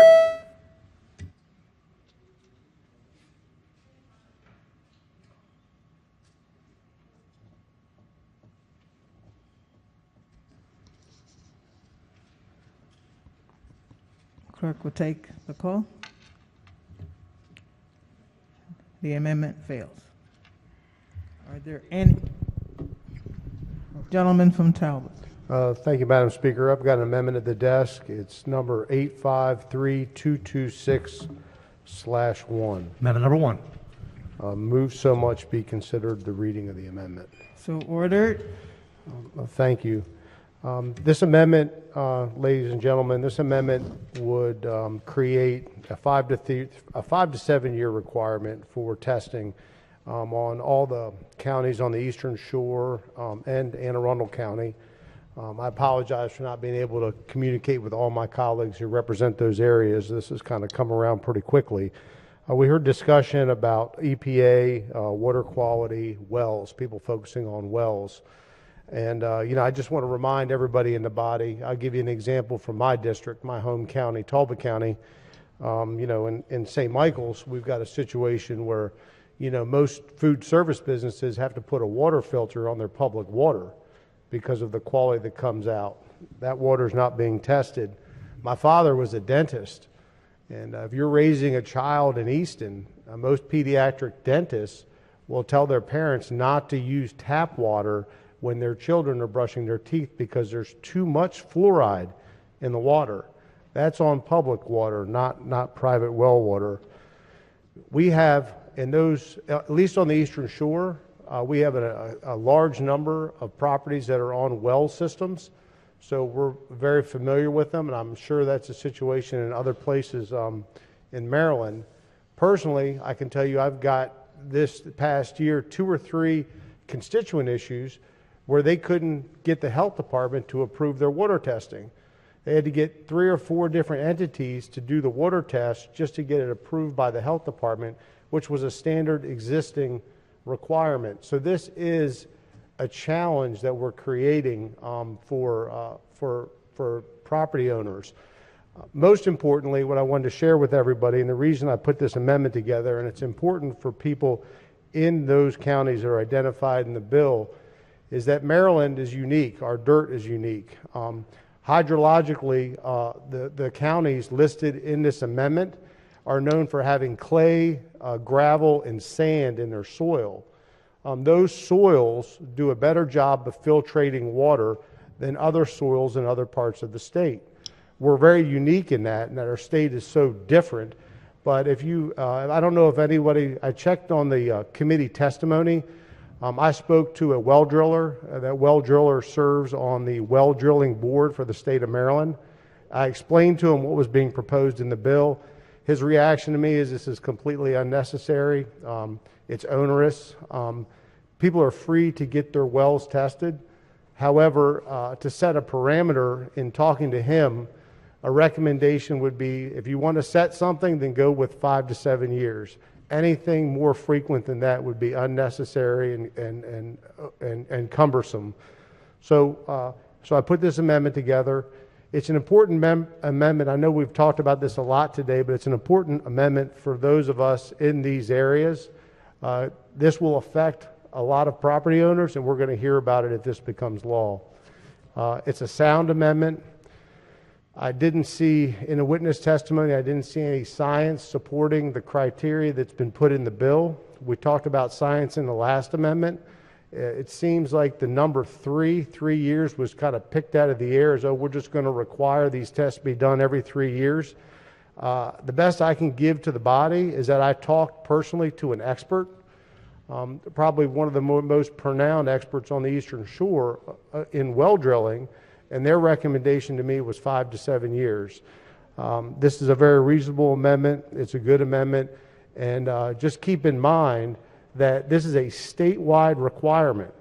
And you've got soils on the western part of Maryland that are totally different than the soils on the Eastern Shore of Maryland, but you're applying the same standard. And it's a rigid standard, and it's a costly standard. The net result, people are either going to pay more to rent their properties, or they're just going to stop renting them. I reserve the balance of my time, Speaker.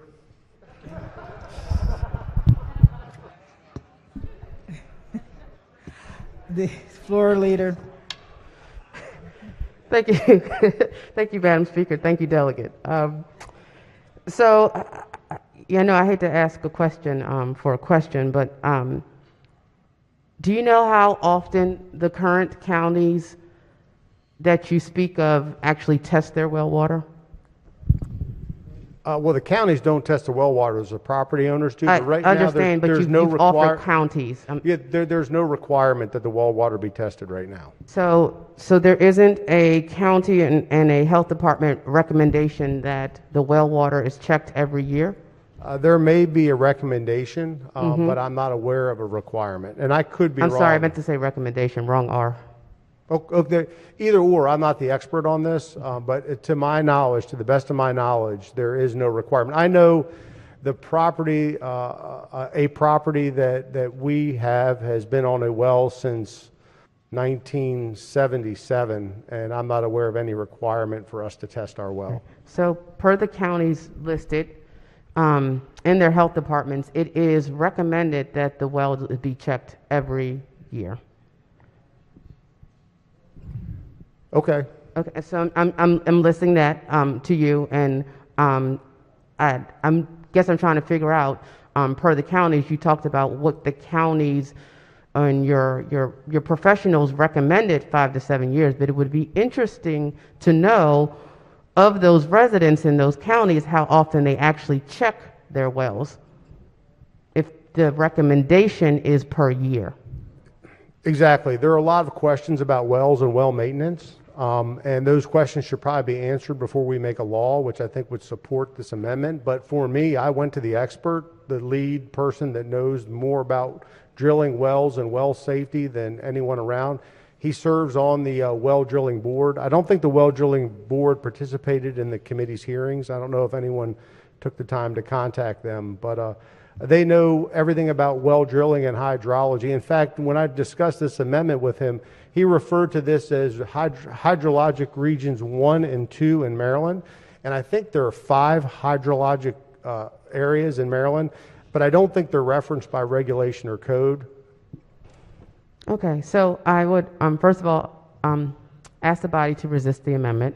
Secondly, I would say, as amended, this bill has been supported by the opponents of the bill initially. And most importantly, I want to say that in committee, this bill got the majority of the votes of those in session that day, and it was 20 to 2. And so this is, I think, is a reasonable ask considering the recommendation is to check the well per year. All we are saying is that if this is a residential property that is being rented and has well water, that the water is just checked every 3 years. And I would just rebut and say thank you for the changes that you made in committee. I think those are good changes. They move the bill in the right direction. However, that doesn't mean the bill is doing what it should do for the benefit of the citizens of Maryland. This amendment would take the bill one step further, in my view, and do a better job of providing a safe regulatory environment both for tenants and for the landowners. So I'd encourage the body to push a green button, especially for those representing the areas identified in the bill. Thank you. I press the amendment. Sorry, Madam Speaker. Lastly, I just want to say, Madam Speaker and colleagues, this protects the tenant, but most importantly, this protects the landlord in case there is contamination and the tenant decides to sue the landlord. We are protecting both the tenant and the landlord. And the landlords did not request this, so I press the amendment. Thank you. They support it, Delegate. Gentleman from Western Maryland, Garrett County, on the amendment.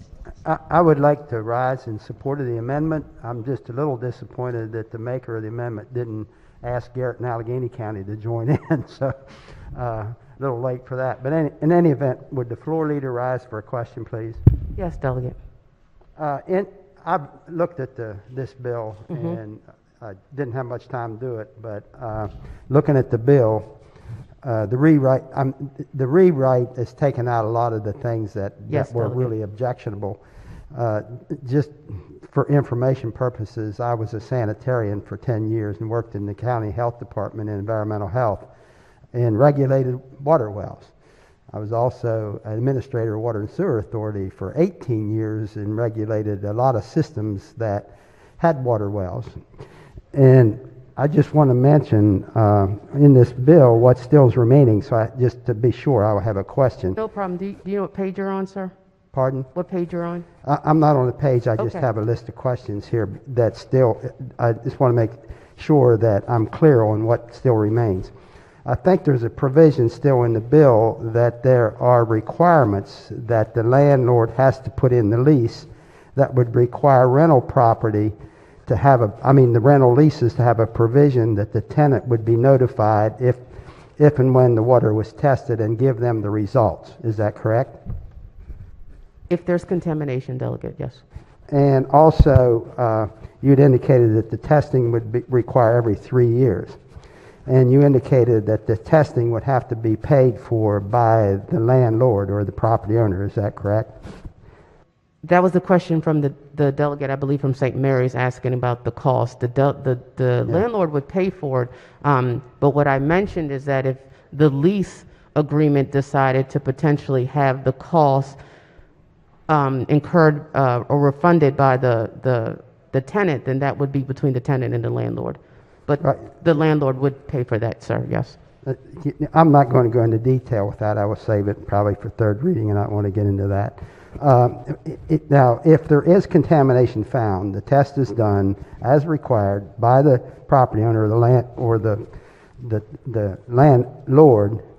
What does then the landlord have to do with those test results?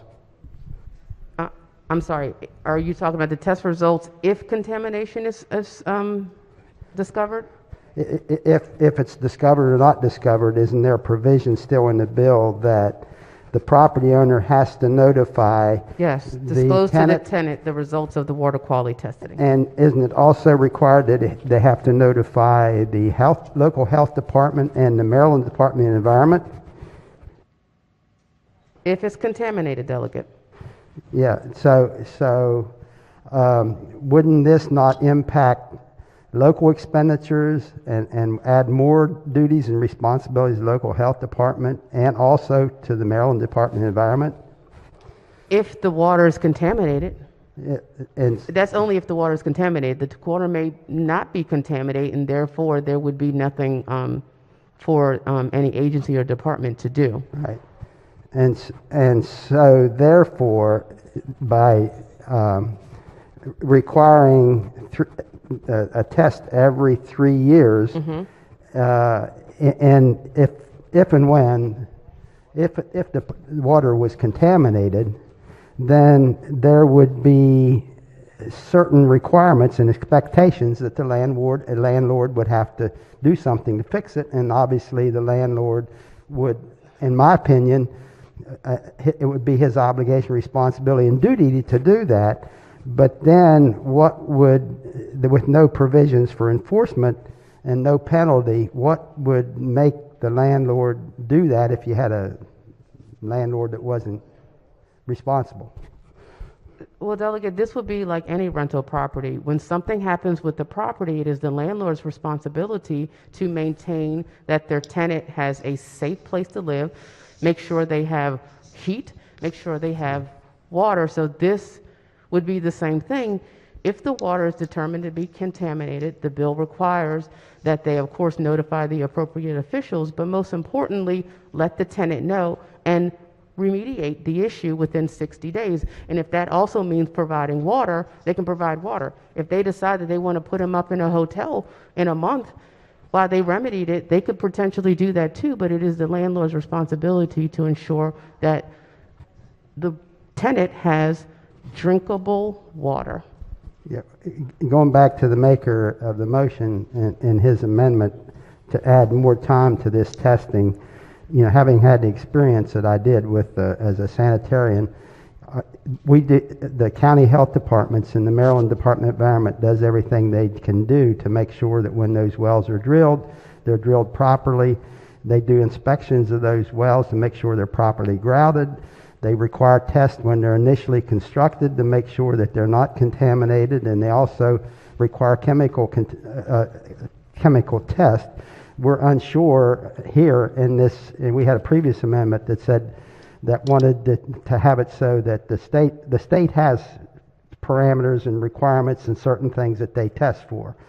And those change from time to time. And as you know, that you may or may not know, we had a real serious situation where public water supply in Flint, Michigan being one example. But I am of the opinion that with everything that we do in Maryland, we trust our Maryland Department of Environment to do what is necessary to regulate the proper installation, construction, and management of our wells. And I'm supporting this amendment because I think every 3 years is adding too much of a load to our local health departments and to our Maryland Department of Environment under the provisions of this bill. And so therefore, thank you for your questions. And Madam Speaker, I support this amendment for those reasons.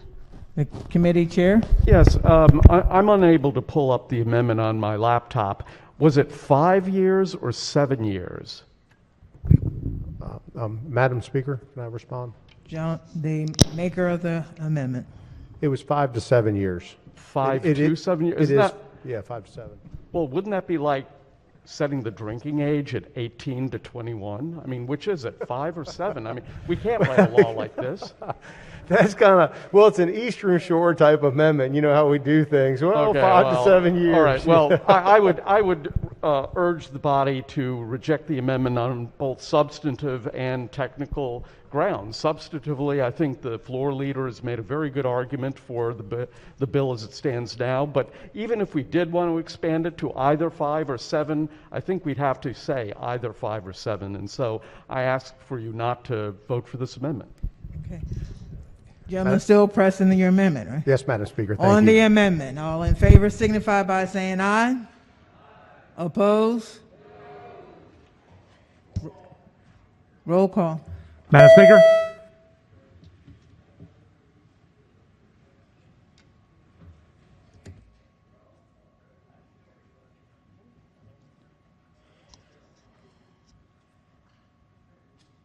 Clerk will take the call.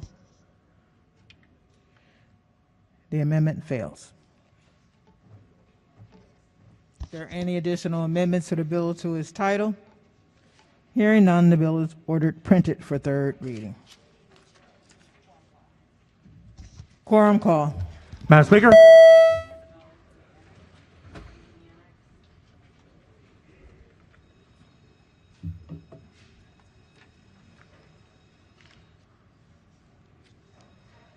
Clerk will take the call.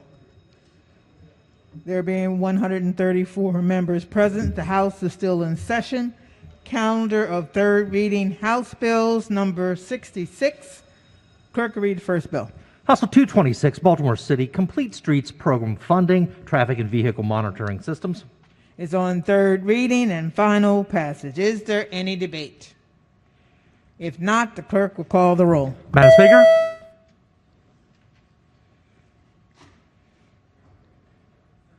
Has everyone recorded their vote? Does anyone care to change their vote? If not, the clerk will take the call. There being 134 votes in the affirmative, House Bill 226, having received the constitutional majority, is declared passed. Clerk, read next bill. House Bill 284, Vehicle Laws, Dedicated Bus Lanes Enforcement.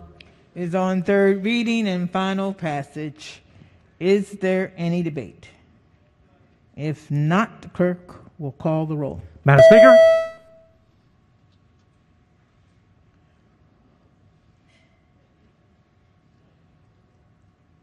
Has everyone recorded their vote? Does anyone care to change their vote? If not, the clerk will take the call. There being 107 votes in the affirmative, House Bill 284, having received the constitutional majority, is declared passed. Clerk, read next bill. House Bill 464, Maryland National Capital Park and Planning Commission, Mandatory Referral Review. It's on third reading and final passage. Is there any debate? If not, the clerk will call the roll. Madam Speaker?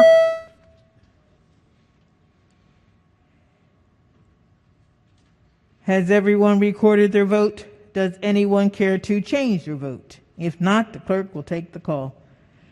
There being 133 votes in the affirmative, House Bill 464, having received a constitutional majority, is declared passed. Clerk, read next bill. House Bill 564, Montgomery County Automated Traffic Enforcement Implementing Agency. Is on third reading and final passage. Is there any debate? If not, the clerk will call the roll. Madam Speaker. Has everyone recorded their vote? Does anyone care to change their vote? If not, the clerk will take the call. There being 97 votes in the affirmative, House Bill 564, having received a constitutional majority, is declared passed. Clerk will read the next bill. House Bill 619, Prince George's County Speed Monitoring Systems, Residential Districts. Is on third reading and final passage. Is there any debate? If not, the clerk will call the roll. Madam Speaker. Has everyone recorded their vote? Does anyone care to change their vote? If not, the clerk will take the call. There being 96 votes in the affirmative, House Bill 619, having received the constitutional majority, is declared passed. Clerk will read the next bill. House Bill 755, Natural Resources, Healing, Hunting, and Fishing Fund, no-cost licenses and stamps. It's on third reading and final passage. Is there any debate? If not, the clerk will call the roll. Madam Speaker.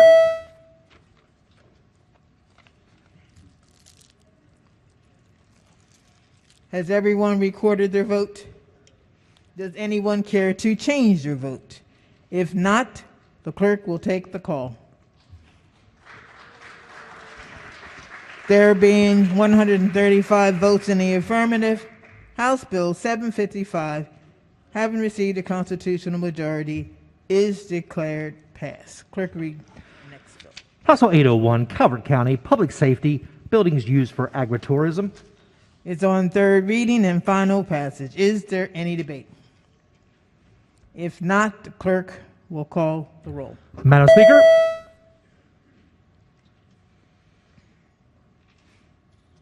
Has everyone recorded their vote? Does anyone care to change their vote? If not, the clerk will take the call.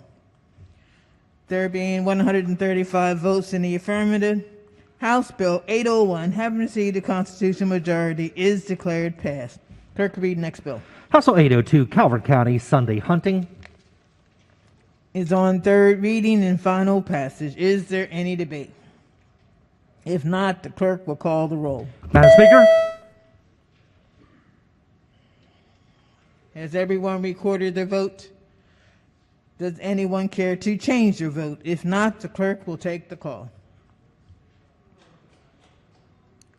There being 125 votes in the affirmative, House Bill 802, having received a constitutional majority, is declared passed. Clerk, read the next bill. House Bill 991, Natural Resources, Forest Mitigation Banks, Qualified Conservation.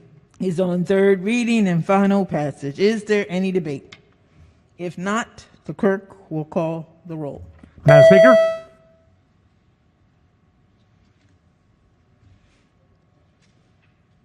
Has everyone recorded their vote? Does anyone care to change their vote? If not, the clerk will take the call. There being 128 votes in the affirmative, House Bill 991, having received a constitutional majority, is declared passed. Clerk, read the next bill. House Bill 1117, Pedestrians, Kent Island Drawbridge, Fishing Prohibition. It's on third reading and final passage. Is there any debate? If not, the clerk will call the roll. Madam Speaker.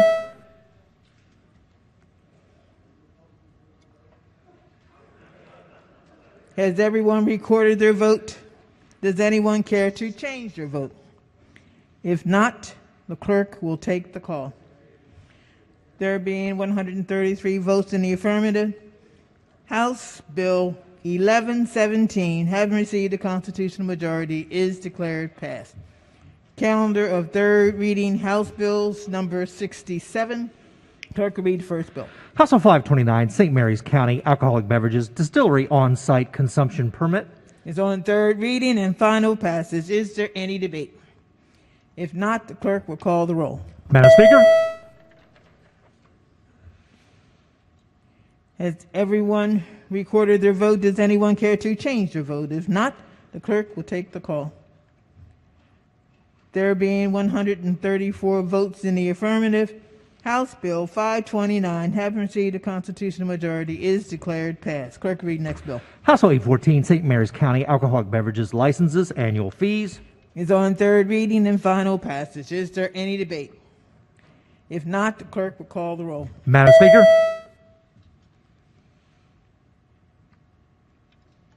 Has everyone recorded their vote? Does anyone care to change their vote? If not, the clerk will take the call. There being 135 votes in the affirmative, House Bill 814, having received a constitutional majority, is declared passed. Clerk, read the next bill. House Bill 1240, Frederick County Alcoholic Beverages Stadium License. It's on third reading and final passage. Is there any debate? If not, the clerk will call the roll. Madam Speaker. Has everyone recorded their vote? Does anyone care to change their vote? If not, the clerk will take the call. There being 134 votes in the affirmative, House Bill 1240, having received a constitutional majority, is declared passed. Clerk, read next bill. House Bill 1242, Frederick County Alcoholic Beverages Consumption Permits. Is on third reading and final passage. Is there any debate? If not, the clerk will call the roll. Madam Speaker.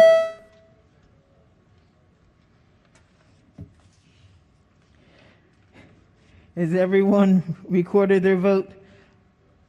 Does anyone care to change their vote? If not, the clerk will take the call. There being 134 votes in the affirmative, House Bill 1242, having received a constitutional majority, is declared passed. Clerk, read the next bill. House Bill 1270, Frederick County Barbershop and Beauty Salon Beer and Wine Licenses, Alterations.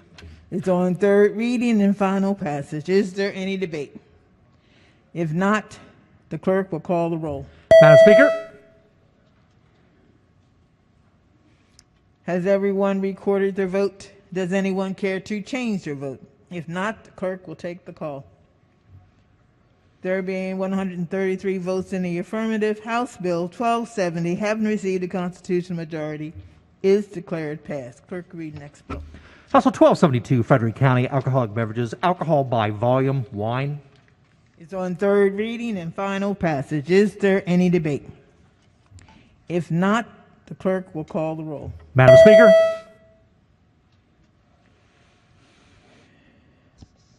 Has everyone recorded their vote? Does anyone care to change their vote? If not, the clerk will take the call.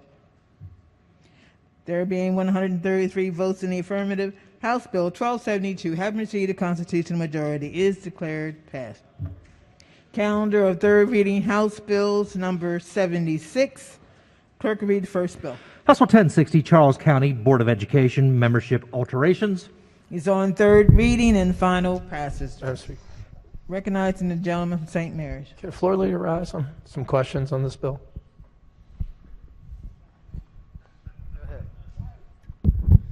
Gentleman from St. Charles. Good morning, gentlemen from Charles. Good morning. Hey, we had some debate earlier in the session about a House Bill 655 that had district lines for county commissioners, and school board members got drawn into the bill. And I know Charles County is an at-large district currently on their school board. So what does this bill do? Basically, 655, I don't believe had anything to do with the school board, but we wanted to make sure that we did equity. So now the school board will be drawing in the districts, ergo you run in your district, they vote for you in your district, and I believe it's 3 at-large as well. Is that all it does? Feels like it's all it does. I was looking at the board. It looks like it adds a student member as well. Well, I mean, there's that, yes. That's a pretty big deal. It's always had a student member, by the way. It's just now a voting student member. So now it's a voting student member? You paired it correctly. Okay. Is that a full voting member? Just like if you were elected? Besides pay, he gets all the benefits of being a member. Do you know the estimated amount of money that this student member will be voting on? Because the Charles County school budget is a very, very large Roughly half of our entire county's budget. So it's going to be a good amount. So it's like there's a little 400 bit or of 500 million? Something like that. Okay. And I feel like it's going to be a little relevant to bring these students because most people on our school board are your age or older. Therefore, they have no correct memory of what it's like being a student. So we believe this will allow our school board to have a little more relevance as far as what's going on currently in these schools. Yeah, I always thought it was interesting when these student members get on their board, because when we have a conflict, we normally have to hit the E button. But now you're adding someone that's never had a job, never paid any taxes, voting on $500 million. That's an interesting comment. Thank you for answering my questions. And thank you. Colleagues, what we're doing is to bring in our truculent colleague from Calvert County. It's called diversity of thought. So the importance is to ensure that we have diversity of thought on our school boards. Thank you. Madam Speaker, I couldn't resist. Gentleman from Calvert. So it is true, and I know the good gentleman from Charles County, who was a friend, would agree that since I've come here, I've always consistently voted against children being on school boards, and these are children. And the reason I've voted against these bills, even though they are local bills, is because I don't think children are capable or ready yet to be able to vote on budgets that are in the hundreds of millions of dollars, right? They're children, and we call them that for a reason. And when I was on Ways and Means, I always voted against these bills, and I'm sure they will agree that that's the case, and I vote against them now. This particular bill, as my good friend from St. Mary's County pointed out, actually expands the voting rights of students and makes it even more likely that a child is going to be voting on some of the most important issues of the day, a child. So for all those reasons, I'm voting against this bill. Thank you, Madam Speaker. Madam Speaker. The chair of the committee. Thank you, Madam Speaker. Just to clarify, in this bill as amended, the student member would not be voting on the budget.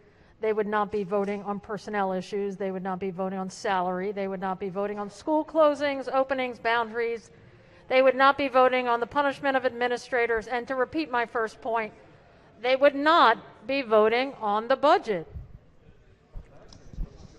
The gentlelady from Charles in the annex and the sponsor of the bill. Thank you, Madam Speaker. The bill before you represents amendments and agreements offered by both the Board of Education as well as the county commissioners, and it reflects a decision by the County of Charles to have representation from each of our 4 districts and 3 members at large, and to afford a student member who has been voted on by their peers to serve with certain obligations and obligations and responsibilities. As Chair Kaiser, I'm sorry, may I use the delegate's name? No.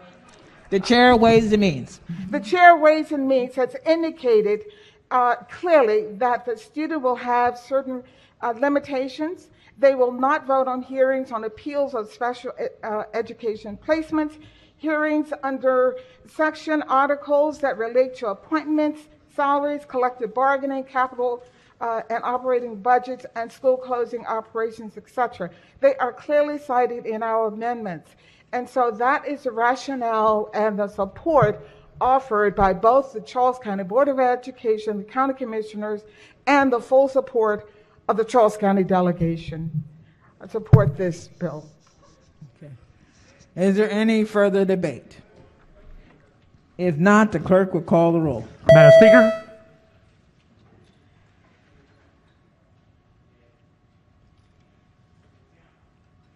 Has everyone recorded their vote? Does anyone care to change their vote? If not, the clerk will take the call. There being 121 votes in the affirmative, House Bill 1060, having received the constitutional majority, is declared passed. Clerk, read next bill. House Bill 1142, Howard County School Redistricting. Public testimony is on third reading and final passage. Is there any debate? If not, the clerk will call the roll. Madam Speaker.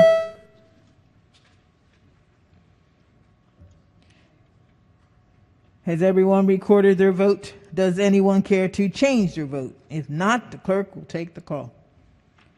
There being 133 votes in the affirmative, House Bill 1142, having received a constitutional majority, is declared passed. Clerk, read next bill. House Bill 1190, Howard County Board of Education, redetermination of geographic attendance area.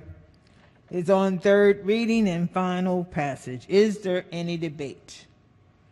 If not, the clerk will call the roll. Madam Speaker.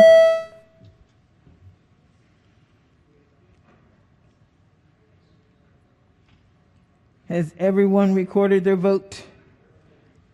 Does anyone care to change their vote? If not, the clerk will take the call. There being 130 votes in the affirmative, House Bill 1190, having received the constitutional majority, is declared passed. Clerk, read next bill. House Bill 1343, Anne Arundel County Party Central Committees, Republican requirements. Is on third reading and final passage. Is there any debate? If not, the clerk will call the roll. Madam Speaker.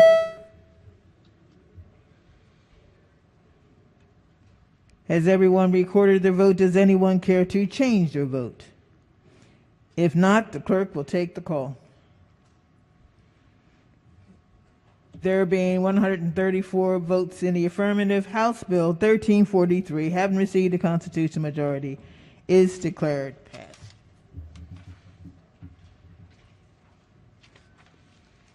Calendar of third reading, House Bills number 83. Clerk will read the first bill. House Bill 414, Southern Maryland Rapid Transit Project funding. Is on third reading and final passage. Is there any debate? If not, the clerk will call the roll. Madam Speaker.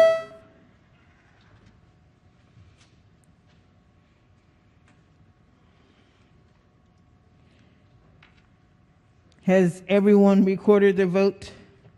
Does anyone care to change their vote? If not, the clerk will take the call. There being 97 votes in the affirmative, House Bill 414, having received a constitutional majority, is declared passed. Clerk, read next bill. House Bill 813, St. Mary's County Public Facilities Bond. So on third reading and final passage, is there any debate? If not, the clerk will call the roll. Madam Speaker. Has everyone recorded their vote? Does anyone care to change their vote? If not, the clerk will take the call. There being 131 votes in the affirmative, House Bill 813, having received a constitutional majority, is declared passed. Clerk, read next bill. House Bill 862, St. Mary's County and Metropolitan Commission debt limitations. Is on third reading and final passage. Is there any debate? If not, the clerk will call the roll. Madam Speaker. Has everyone recorded their vote? Does anyone care to change their vote? If not, the clerk will take the call. There being 134 votes in the affirmative, House Bill 862, having received a constitutional majority, is declared passed. Clerk will read the next bill. House Bill 1131, Carroll County Public Facilities Bond. It's on third reading and final passage. Is there any debate?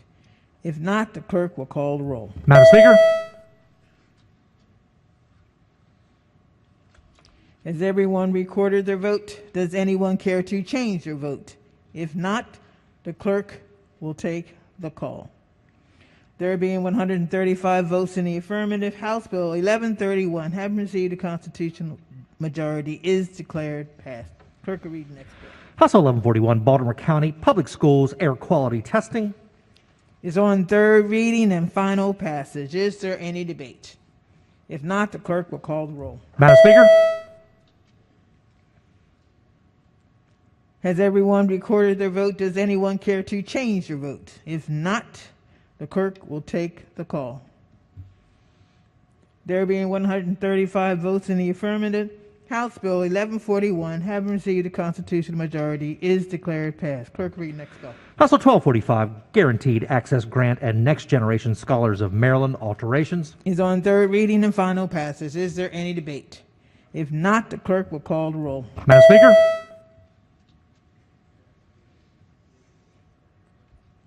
Has everyone recorded their vote? Does anyone care to change their vote? If not, the clerk will take the call. There being 95 votes in the affirmative, House Bill 1245, having received the constitutional majority, is declared passed. Clerk, read next bill. House Bill 1301, Baltimore City Visit Baltimore Appropriation Calculation.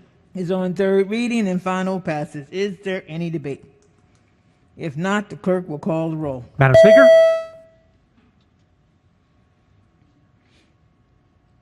Has everyone recorded their vote? Does anyone care to change their vote? If not, the clerk will take the call. There being 133 votes in the affirmative, House Bill 1301, having received a constitutional majority, is declared passed. Clerk, read next bill. House Bill 1365, Non-Public Special Education Schools State Contribution Increase. Is on third reading and final passage. Is there any debate?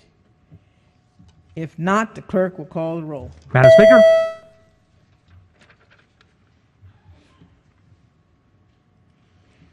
Has everyone recorded their vote?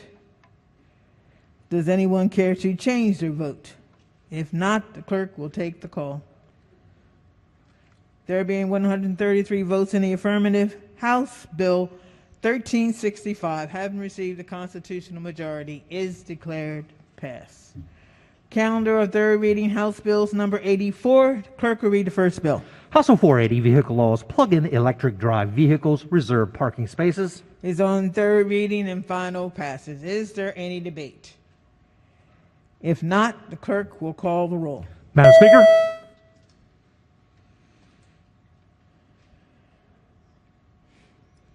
Has everyone recorded their vote? Does anyone care to change their vote? If not, the clerk will take the call. There being 111 votes in the affirmative, House Bill 480, having received the constitutional majority, is declared passed. Clerk, read next bill. House Bill 626, Prince George's County Vehicle Height Monitoring Systems. Is on third reading and final passage. Is there any debate? If not, the clerk will call the roll. Madam Speaker. Has everyone recorded their vote? Does anyone care to change their vote? If not, the clerk will take the call. There being 122 votes in the affirmative, House Bill 626, having received the constitutional majority, is declared passed. Clerk, read next bill. House Bill 941, Motor Vehicle Speed Limits Establishment and Enforcement. Is on third reading and final passage. Is there any debate? If not, the clerk will call the roll. Madam Speaker.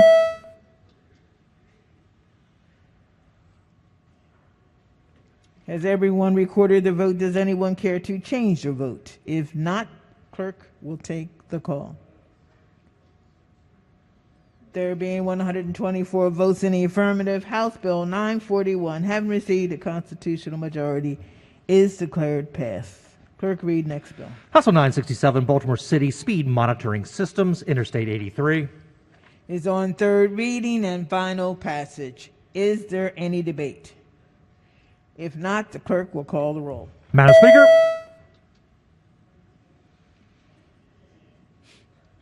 Has everyone recorded their vote? Does anyone care to change their vote? If not, clerk will take the call. There being 94 votes in the affirmative, House Bill 967, having received a constitutional majority, is declared passed. Clerk, read next bill. House Bill 971, Talbot County Speed Monitoring Systems.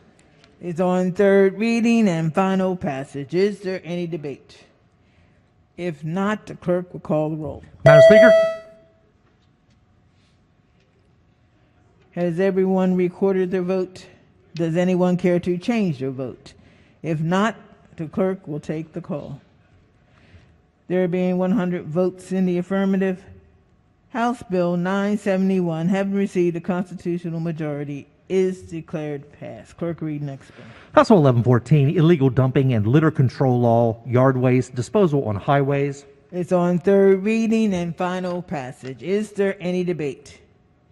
If not, the clerk will call the roll. Madam Speaker.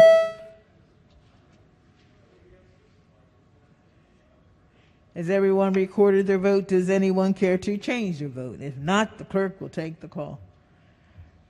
There being 135 votes in the affirmative, House Bill 1114, having received a constitutional majority, is declared passed. Clerk, read next bill. House Bill 1293, Baltimore City West North Avenue Development Authority.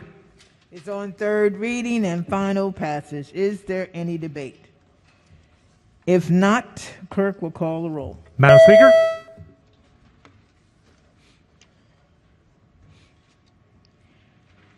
Has everyone recorded their vote? Does anyone care to change their vote? If not, the clerk will take the call. There being 136 votes in the affirmative, House Bill 1293, having received a constitutional majority, is declared passed. Calendar of third reading, House Bills number 86. Clerk will read the first bill. House Bill 444, Prince George's County Planning Board Non-Traditional Recreational Opportunities Establishment and Fund. It's on third reading and final passage. Is there any debate? If not, the clerk will call the roll. Madam Speaker.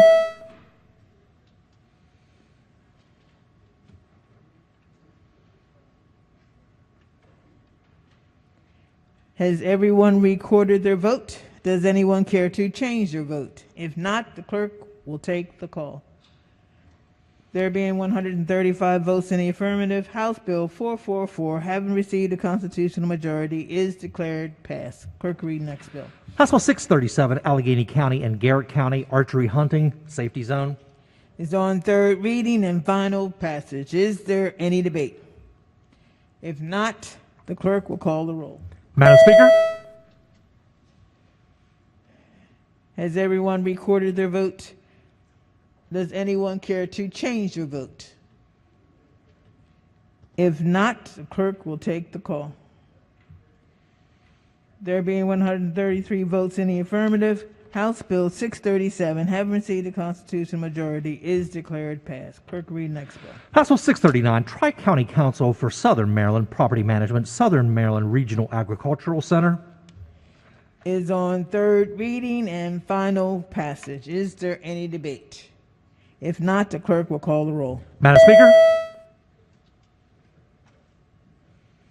Has everyone recorded their vote? Does anyone care to change their vote? If not, the clerk will take the call. There being 134 votes in the affirmative, House Bill 639, having received the constitutional majority, is declared passed. Clerk, read next bill. House Bill 693, Cecil County Fishing Restrictions. Is on third reading and final passage. Is there any debate? If not, the clerk will call the roll. Madam Speaker. Has everyone recorded their vote? Does anyone care to change their vote? If not, the clerk will take the call. There being 132 votes in the affirmative, House Bill 693, having received a constitutional majority, is declared passed. Clerk, read next bill. House Bill 1061, Southern Maryland Dwelling Registration and Inspection Fees and Fines. It's on third reading and final passage. Is there any debate? Recognizing the gentleman from St. Mary. Thank you, Madam Speaker.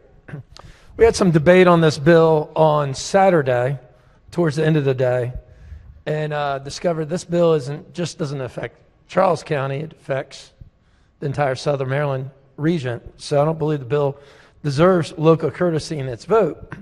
But there was also a couple other troubling facts about this bill. Bill title is a little bit misleading. It says,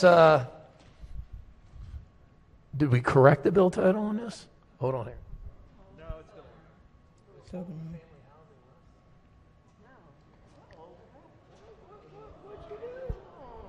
Oh. The deep state wins again. Somehow the bill title changed since Saturday on this bill. That's interesting. But, normally multifamily housing wasn't in the bill. It's not in the Senate version of this bill. This bill the House version that's before us, does include residential properties. And it's interesting to note that Southern Maryland Association of Realtors didn't even take a position on this bill because it wasn't included. So why did they need the bill? Well, apparently there was 29 complaints. And they feel like they need to do something, I guess, about the 29 complaints that came in complaining about landlord tenants. But you need to put that in perspective. There's over 15,000 rental units in Charles County. Southern Maryland Association did a survey ahead of time and said that, of the respondents of the survey, that if this bill went in enacted, half of them would remove their rental properties from market. Now, I would agree that sounds like a bit exaggerated number, but let's put a little perspective on this. If only 5% of people removed their houses from market, only 5%, that would be 750 houses. If you pulled up the Southern Maryland stats for amount of houses that were for rent as of yesterday on the MLS system, it was 15 houses in Charles County, 19 in St. Mary's, and 8 in Calvert. We have a severe supply and demand issue. I know some of us like flat earthers when it comes to supply and demand, but it is a real problem. This is another erroneous regulatory burdensome effect on landlords, and it's going to affect housing for the entire region. I would urge a red vote on this bill. Thank you, Madam Speaker. Subcommittee Chair. Thank you, Madam Speaker. I'm hopeful that we do not have to go into a lengthy discussion on this bill again. Ladies and gentlemen, this is for currently only Charles County. This is something that they decided that they wanted in their jurisdiction. This is a Charles County only bill. They have identified how to resolve whatever issue they thought was relevant in Charles County. I would urge a green vote on this bill, Madam Speaker. Thank you. Is there any further debate? If not, the clerk will call the roll. Madam Speaker.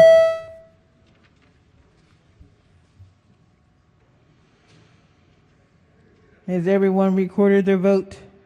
Does anyone care to change their vote? If not, the clerk will take the call.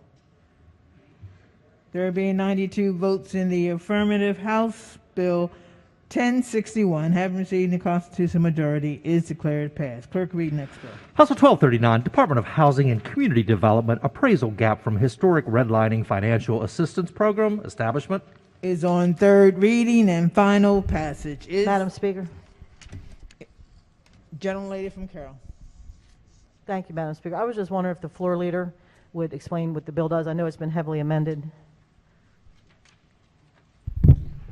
Yes. Subcommittee Chair. Thank you very much.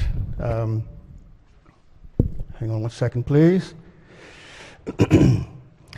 Currently, ladies and gentlemen, the bill is a appraisal gap, historical red line appraisal gap. And what the bill does is, it's first off, it strikes provisions in the bill that were required for the mandatory funding. That was in the bill originally. It no longer is there. And what this bill is intending to do at this point is to look at where there were redlining in the previous history of real estate. And so where there was previous redlining in real estate previously, now what the bill does is it attempts to make adjustments to the value of real estate in those areas where this took place. And I understand it talks about an appraisal gap. How do you determine an appraisal gap? I don't really understand what the purpose of the bill is. The money has been taken out, so I'm trying to understand what the bill does now. An appraisal gap is defined, and I will attempt to find the specific language for you in the bill. And the appraisal gap is indicated on page 2 of the bill. It means the amount by which the total cost of eligible construction expenses exceeds the contract sales price of a qualified property when it's initially sold to an owner/occupant. That is what is defined by appraisal gap. Okay, so right now, there was over $4 million mandated spending, expenditures ongoing and I know you said you took that out, I get that. So right now, if this bill passes as is, what will be the effect next year? What happens? Somebody has a appraisal gap, then what happens? Does anything, I mean, will it do anything for anyone if there's no money in the budget to pay for the appraisal gap? Yes, so let's give an example. As I indicated, the appraisal gap is pretty well established in the bill. I'm not sure where you're heading with your question. Maybe I should ask it again. What is the bill now that the mandated spending is out? We have this opportunity to do this appraisal, figure out this appraisal gap. What then happens if there's no money in the budget to cover the appraisal gap? For all due, I see. I understand. Well, like other pieces of legislation where there is no mandatory funding, then the funding portion of the bill is left to the discretion of the governor and others who will fund the budget. So it's up to their discretion. So it's not mandatory at this point. So there's no other payment. There's no other pot of money sitting over there to do this. So for all intents and purposes, right now, this really won't do anything except be a policy on the books. Yes. Okay, thank you very much.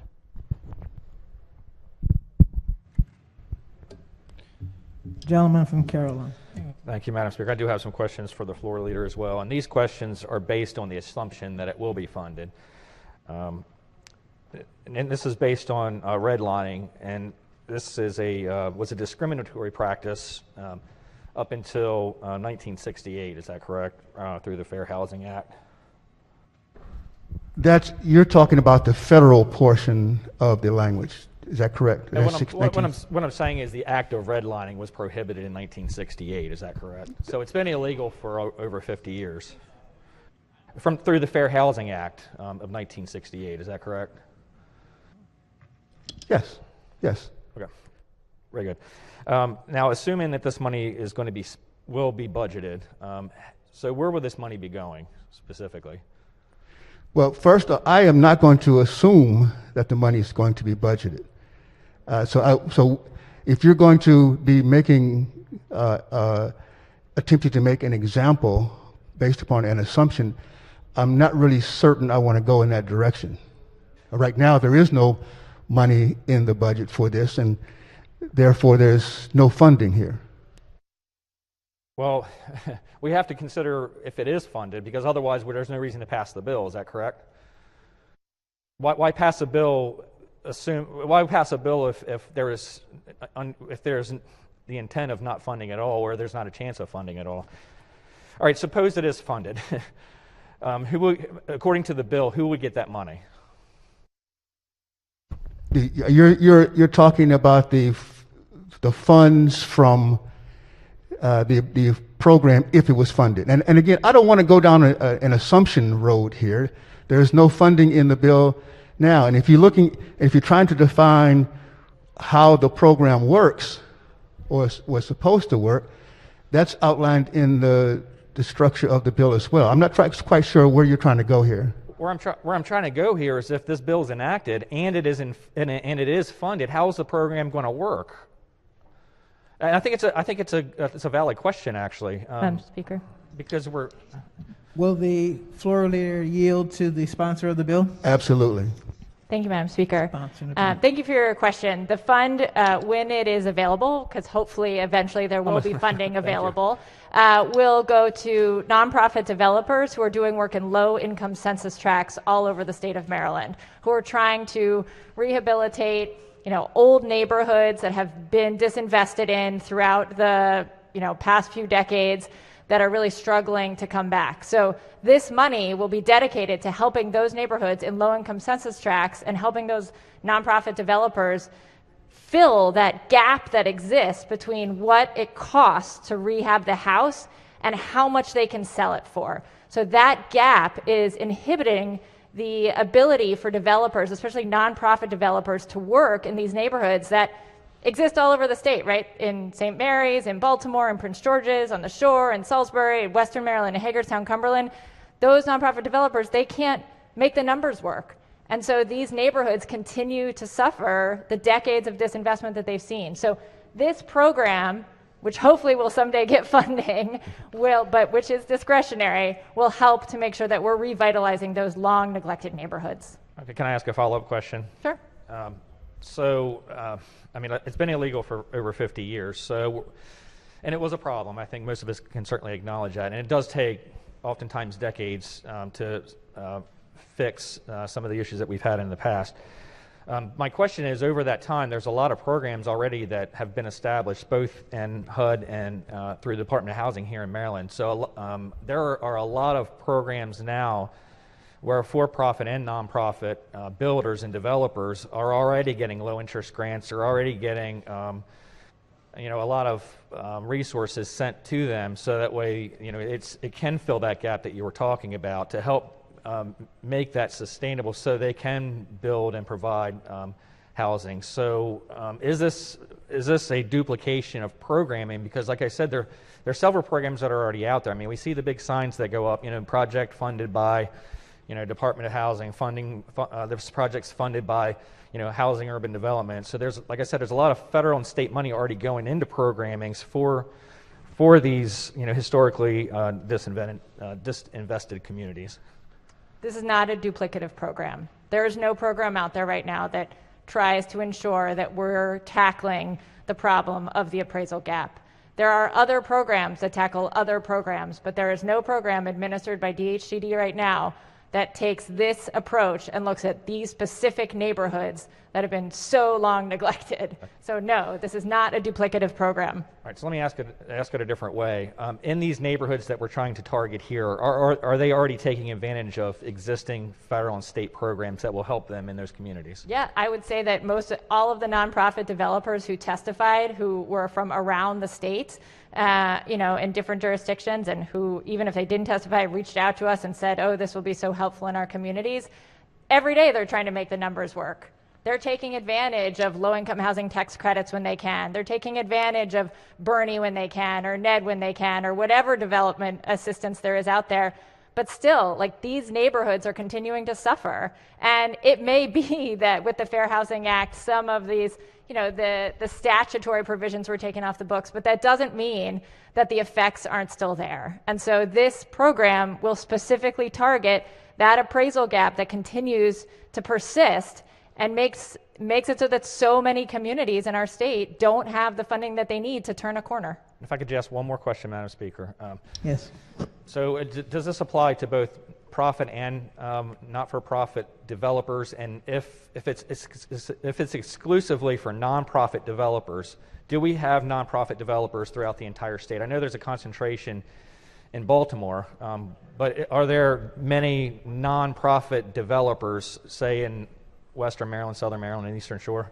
This allows any developer, but in general, more nonprofit developers do this kind of work, but any developer could apply for it. Although I do think there are nonprofit developers who are doing this kind of work all over the state. Very good. Thank you. Thank you. And on the bill, I'm just going to argue on generally developers, both profit and not-for-profit developers right now, the for-profit developers are making a lot of money. This is really good times for developers. This is a very good time for contractors. This is a very good time for anyone in the building industry. They're making a ton of money right now, and they certainly, from my perspective, we don't have to give these guys $4 million a year to help subsidize anything. I mean, these guys are making a ton of money, and so I'll certainly be voting right on the bill. Thank you. The committee chair. Thank you, Madam Speaker. We're not subsidizing anybody under this bill. I just want to comment on one thing. It's true. I was a kid when redlining was made illegal, but we feel the after effects of those policies still today. And let me also say that if you look at the magnitude of the problem in disinvested communities and compare it to the amount of resources put against them, we haven't come close to overcoming the negative after effects of redlining. I think this is a terrific bill because what it really does is it allows developers to look at communities that even during these very prosperous times, they're never going to look at. And that's why I think we have to put this into policy. I hope the governor or the legislature after the next governor allocates money for it, because I think this is a really smart and unique way to go after a very specific subset of the problem. And so I would urge you all to vote for this bill. Gentlelady from Hartford in the Annex.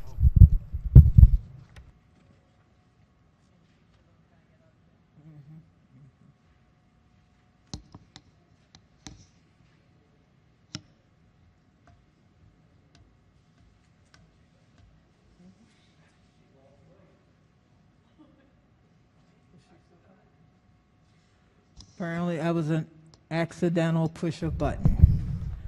The gentleman from Anne Arundel. Thank you, Madam Speaker. Will the floor leader please rise for a couple questions? Either or. Okay, yes. I just want to make sure thank you, Madam Speaker. Just want to make sure I understand. So, in a redlining community, a developer can buy, let's say, a whole street of row homes and rehab it, and let's say the cost is $500,000 in construction. But when he goes to sell the properties, the max he can get back is $400,000. This future assumptive magical fund would then pay that developer the $100,000 difference? No, not exactly. It can only, the amount of the financial assistance provided under this bill cannot exceed 35% of the lesser of the total cost of eligible construction expenses, or 80% of the national median sales price for a new home on the date of the sale. So there's specified in here exactly what they would be eligible to receive under this. I'd also, and just to make clear, if you're developing in this space and you can't make the numbers work, you're not going to develop in this space. This is not a big moneymaker. Developers who are working in these areas are not getting rich off of doing this development, right? Because the reason that this program is necessary is because you can't make the numbers work. And so if you can't make the numbers work, then you cannot rehab a house. And right now, we know construction costs have escalated dramatically over the past year. So it's even more expensive and more daunting to go into these neighborhoods and try to take on this debt. And that's why this program is so important right now. I agree. And I think the quicker way to do it is to reduce regulations and taxes, but that's a whole nother. I just wanted to truly understand the bill. Thank you. And I think I've got it. But when you go off because you brought something up, the median income, the median housing price, they're pulling that nationwide for this type of, are they doing that off of the square footage? Or are they doing it off the So it's the lesser of. So the amount of the financial assistance that a developer can get is the lesser of, it cannot exceed 35% of the lesser of the total cost of eligible construction costs, which is a defined term in the bill, or 80% of the national median sale price for new homes on the date of sale. So you're looking at, it's 35% of the lesser of those. Absolutely, thank you. And based on what you had said, that you just can't do it because of rising building costs, there's always going to be the largest gap possible that we're going to be funding. Thank you, Madam Speaker. Gentleman from Western Maryland. Thank you, Madam Speaker. May the maker of the sponsor of the bill please rise for questions. Yes, thank you. Good afternoon. Good afternoon. So, will this bill create overall homeownership in communities? Yes, this will do a lot towards creating additional opportunities for home ownership in low-income communities. Will this bill create generational wealth within these communities? Absolutely. We know that a big source of the racial wealth divide in the state of Maryland has to do with the lack of home ownership. And if we can create more homeowners, black homeowners, and other homeowners around the state of Maryland, that is a huge way that we build generational wealth in America. And then my final question, if you have home ownership and you have generational wealth, will it spur on entrepreneurship within these communities? 100%. I absolutely agree, because one of the ways that we create entrepreneurs and the way that entrepreneurs start to fund their small businesses is often to take out a second mortgage on their home, right? That's often the first source of income for new small businesses. So if we create homeowners, then those homeowners are passing on wealth to their children, but they're also able to start more businesses in Maryland. Well, it sounds like this is an equality within certain communities, and I urge the rest of the body to vote green on this bill. Thank you. Thank you. Any further debate? Madam Speaker. Gentleman from Baltimore County. Just one brief question, if I may. Certainly. Is there anything in the bill that prevents, let's say, an investor who's received funds under this program to turn around and sell the property to maybe like an LLC?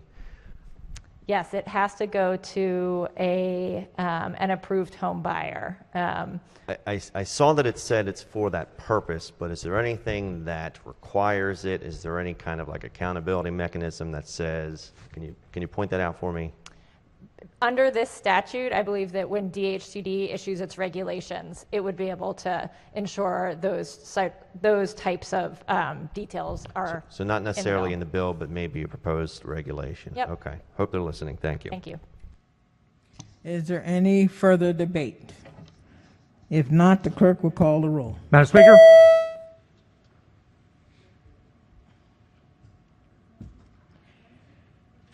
Has everyone recorded their vote? Does anyone care to change their vote?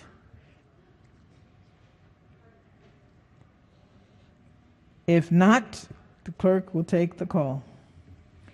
There being 111 votes in the affirmative, House Bill 1239, having received a constitutional majority, is declared passed. Calendar of third reading House Bills number 87. Clerk will read the first bill. House Bill 67, I-495 and I-270, Public-Private Partnership Agreement Requirements, Maryland DOT Promises Act of 2021. Is on third reading and final passage. Is there any debate? If not, the clerk will call the roll. Madam Speaker.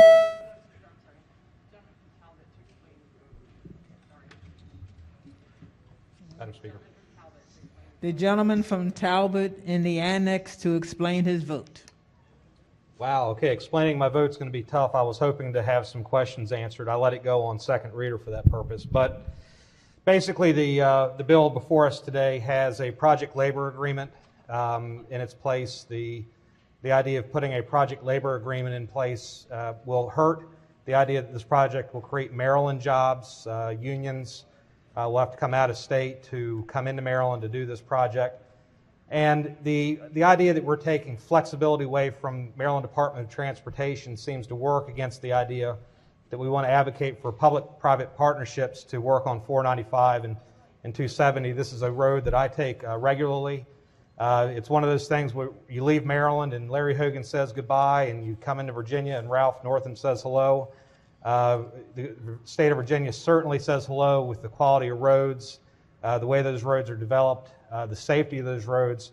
That 495-270 is a very dangerous part of the state's infrastructure road system. We should not be putting any blocks in MDOT's way. I would have had more to say about this. Maybe I'll try to catch it on the next bill, Madam Speaker, that's coming right behind this one. Madam Speaker. The subcommittee chair and the sponsor of the bill. Thank you, Madam Speaker. Just to briefly explain my vote and for the clarity of the chamber, all this bill does is put into law the promises the Maryland Department of Transportation has made. So if you see the promise in the bill, that is one that the governor and the Secretary of Transportation have made, which includes the project labor agreement. So if you don't like it, your problem's not with the sponsor of the bill. He's a great guy. It's with the Secretary and the governor that made that promise. Please vote green. Thank you, Madam Speaker. Any further debate? If not, the clerk will call the roll. There being 101 votes in the affirmative, House Bill 67, having received a constitutional majority, is declared passed. Clerk will read next bill. House Bill 485, Public-Private Partnerships and the Collection of Video Tolls. It's on third reading and final passes. The gentleman from Talbot in the annex.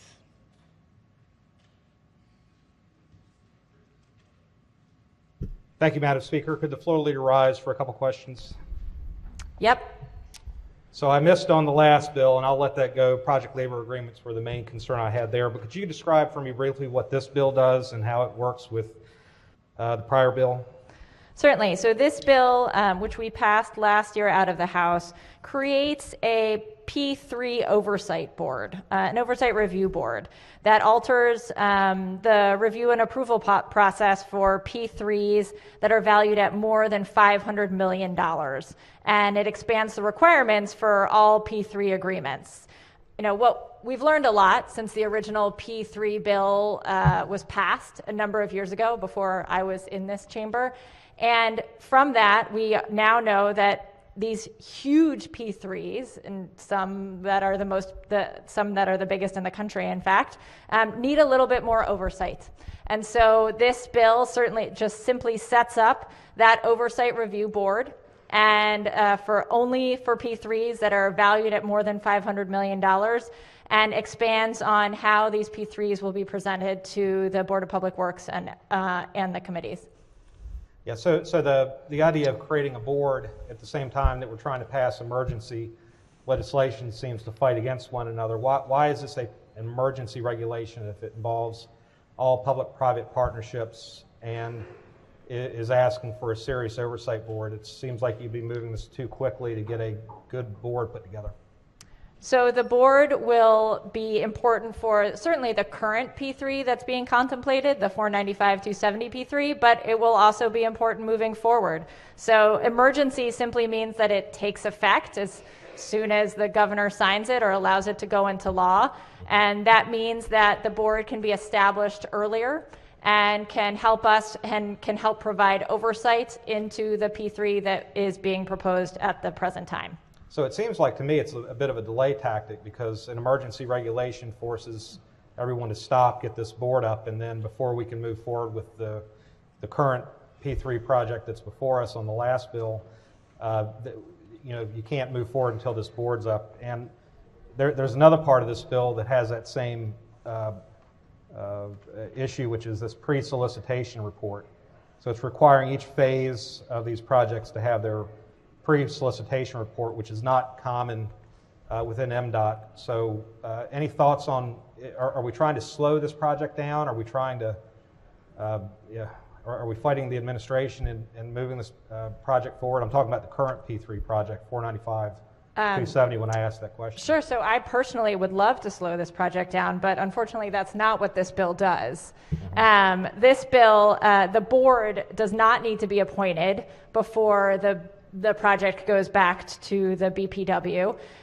The board will review PSRs and make recommendations and consult with reporting agencies, but it will not have the ability to stop the current P3 from going forward. So I do not believe that it will slow down necessarily the current P3. Well, I think it will slow it down. There is a third part of this I wanted to get. This is my last question. The third part of this bill is it adds a COVID traffic analysis. Could you describe for the body what a COVID traffic analysis is? Certainly. So we have seen traffic dramatically decrease over the last year. In fact, traffic in the DC area has decreased more than any other urban area in America, which is pretty incredible. And so before we undertake the biggest transportation P3 in the history of our country, and certainly the state, we think it makes sense to make sure that the traffic patterns be studied, that we know whether people are going to stay at home and do more teleworking permanently, so that we know whether we are going to build a bunch of lanes that are going to end up being worthless and unnecessary because people all of a sudden are not needing to drive to work as much because they are telecommuting. So this to me is just belt and suspenders, making sure that we're being incredibly thoughtful about how we use our bonding capacity and what we commit the state to in the future. But you don't think COVID's going to go on forever, right? I mean, people are going to go back to the normal way of life and sooner rather than later. So what are you studying? we are going to be studying how traffic patterns will change. Are you Because thinking I do not think that everybody will go back to their normal way of life. I think one of the things that we have learned is that teleworking works for many people, including many, many federal employees. And so it is very likely that the federal government and that contractors will change many of their rules over the long term so that many people don't have to drive to work as much as they used to. So what we want to study is looking into what the prognostication and the forecast says about what the federal government's going to do, what local governments may do, and what these contractors will do in terms of commuting patterns. So, Floor Leader, that certainly seems like your wish list. You've already admitted you'd like to see this project, halted, but the idea that you think citizens at large are going to stop driving because all of a sudden they're going to sit at home all day in front of a computer and we're going to deem that work for the next 5-10 years is a bit of a stretch. And the reason why I bring up these 3 individual points in the bill, because there are some parts of that bill that I think are fine, but the fact that it's an emergency bill, the fact that we are slowing down and doing an unusual practice for the department to move projects forward, and the fact that we're going to take a COVID traffic analysis, we're going to try to apply that to the current 495-270 project, speaks fairly loudly that the legislature doesn't want this project. And I have to believe that the citizens of Maryland do want this project. I for one, have traveled that road, as I said on the prior bill.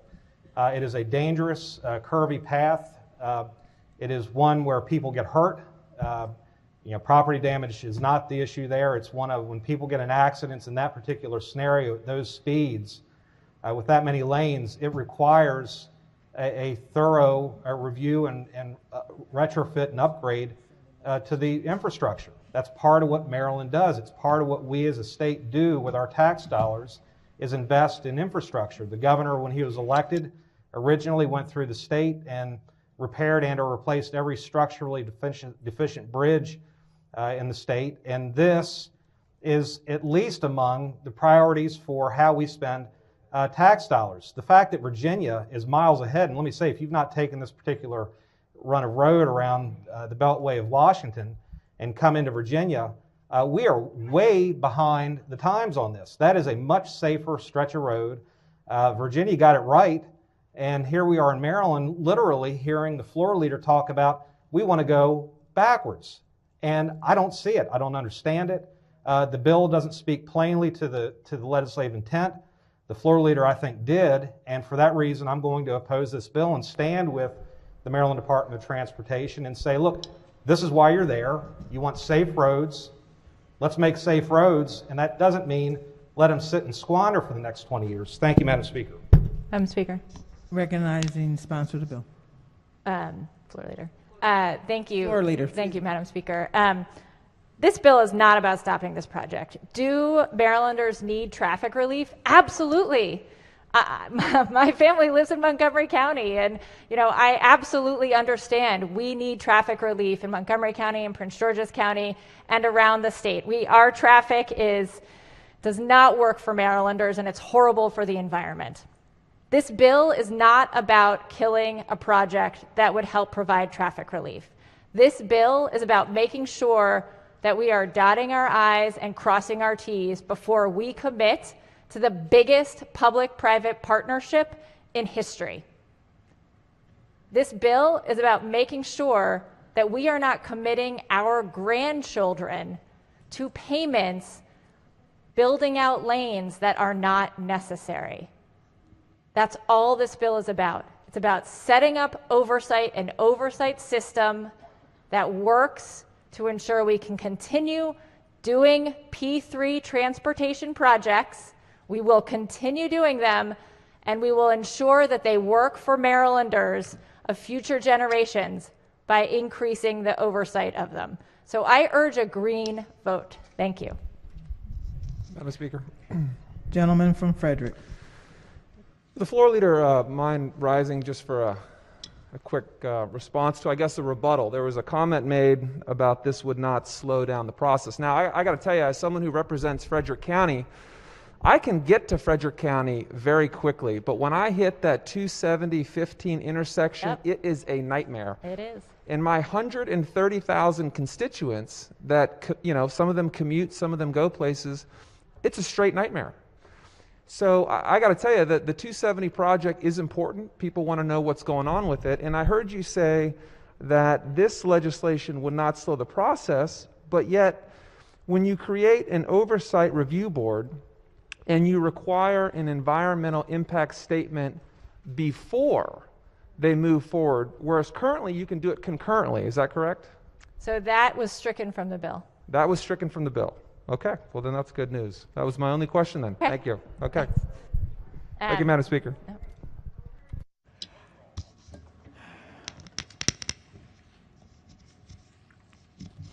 Clerk will call the roll. Madam Speaker?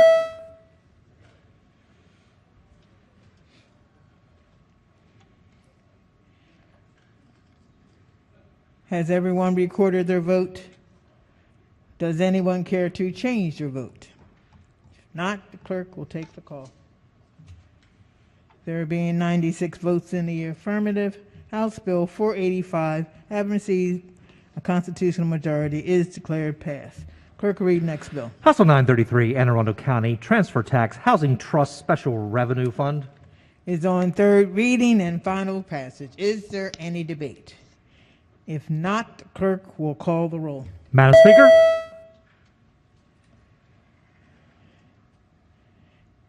Has everyone recorded their vote? Does anyone care to change their vote? If not, the clerk will take the call. There being 95 votes in the affirmative, House Bill 933, having received a constitutional majority, is declared passed. Clerk will read next bill. House Bill 1163, Caroline County Sunday Hunting, Deer Hunting Seasons. Is on third reading and final passage. Is there any debate? If not, the clerk will call the roll. Madam Speaker?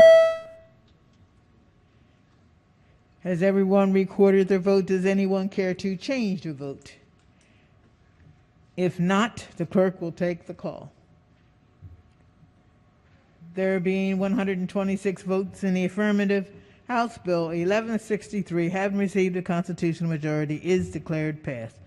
Clerk, read next bill. House Bill 1207, Environment Commission on Environmental Justice and Sustainable Communities Reform. It's on third reading and final passage. Is there any debate? If not, the clerk will call the roll. Madam Speaker?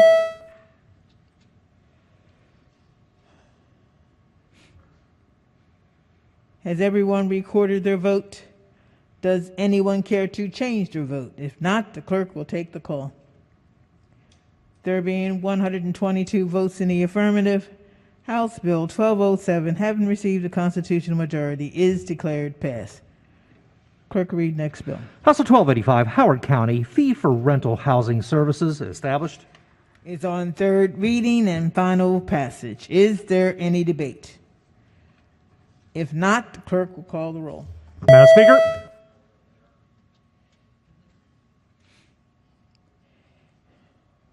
Has everyone recorded their vote? Does anyone care to change their vote? If not, the clerk will take the call. There being 96 votes in the affirmative, House Bill 1285, having received a constitutional majority, is declared passed. Will the committee chairs please come forward?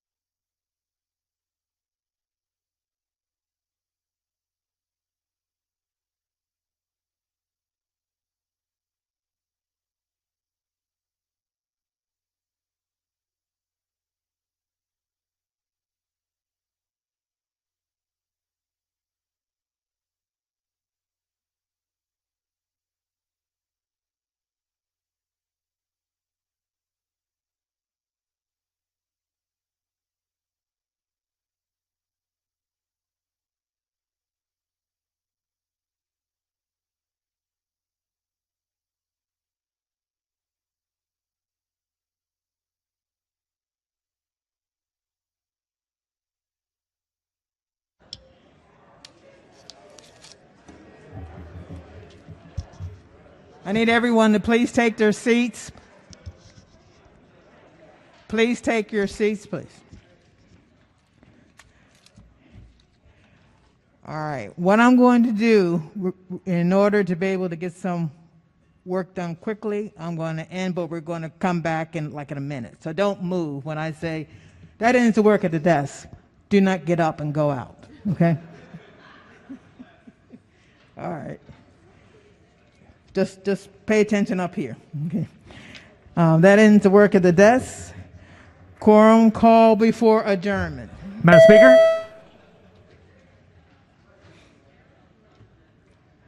Has everyone recorded their presence? Clerk will take the call.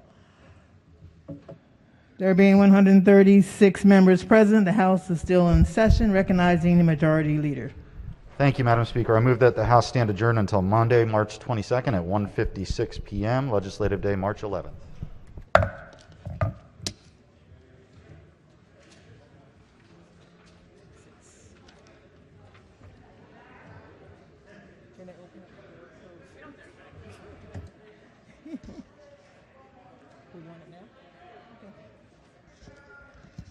House will come to order. I pledge allegiance.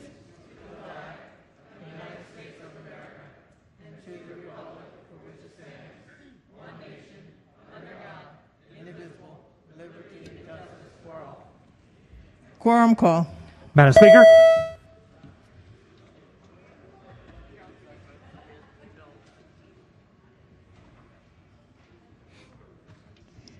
Has everyone recorded their presence? If so, the clerk will take the call. There being 136 members present, the House is now in session. Clerk will read the journal from the previous day. Annapolis, Maryland, March the 10th, 2021. Recognizing the majority leader. Thank you, Madam Speaker. Motion will be considered the reading of the journal from the previous day. So order, petition, memorials, and other papers. Quorum call. Madam Speaker?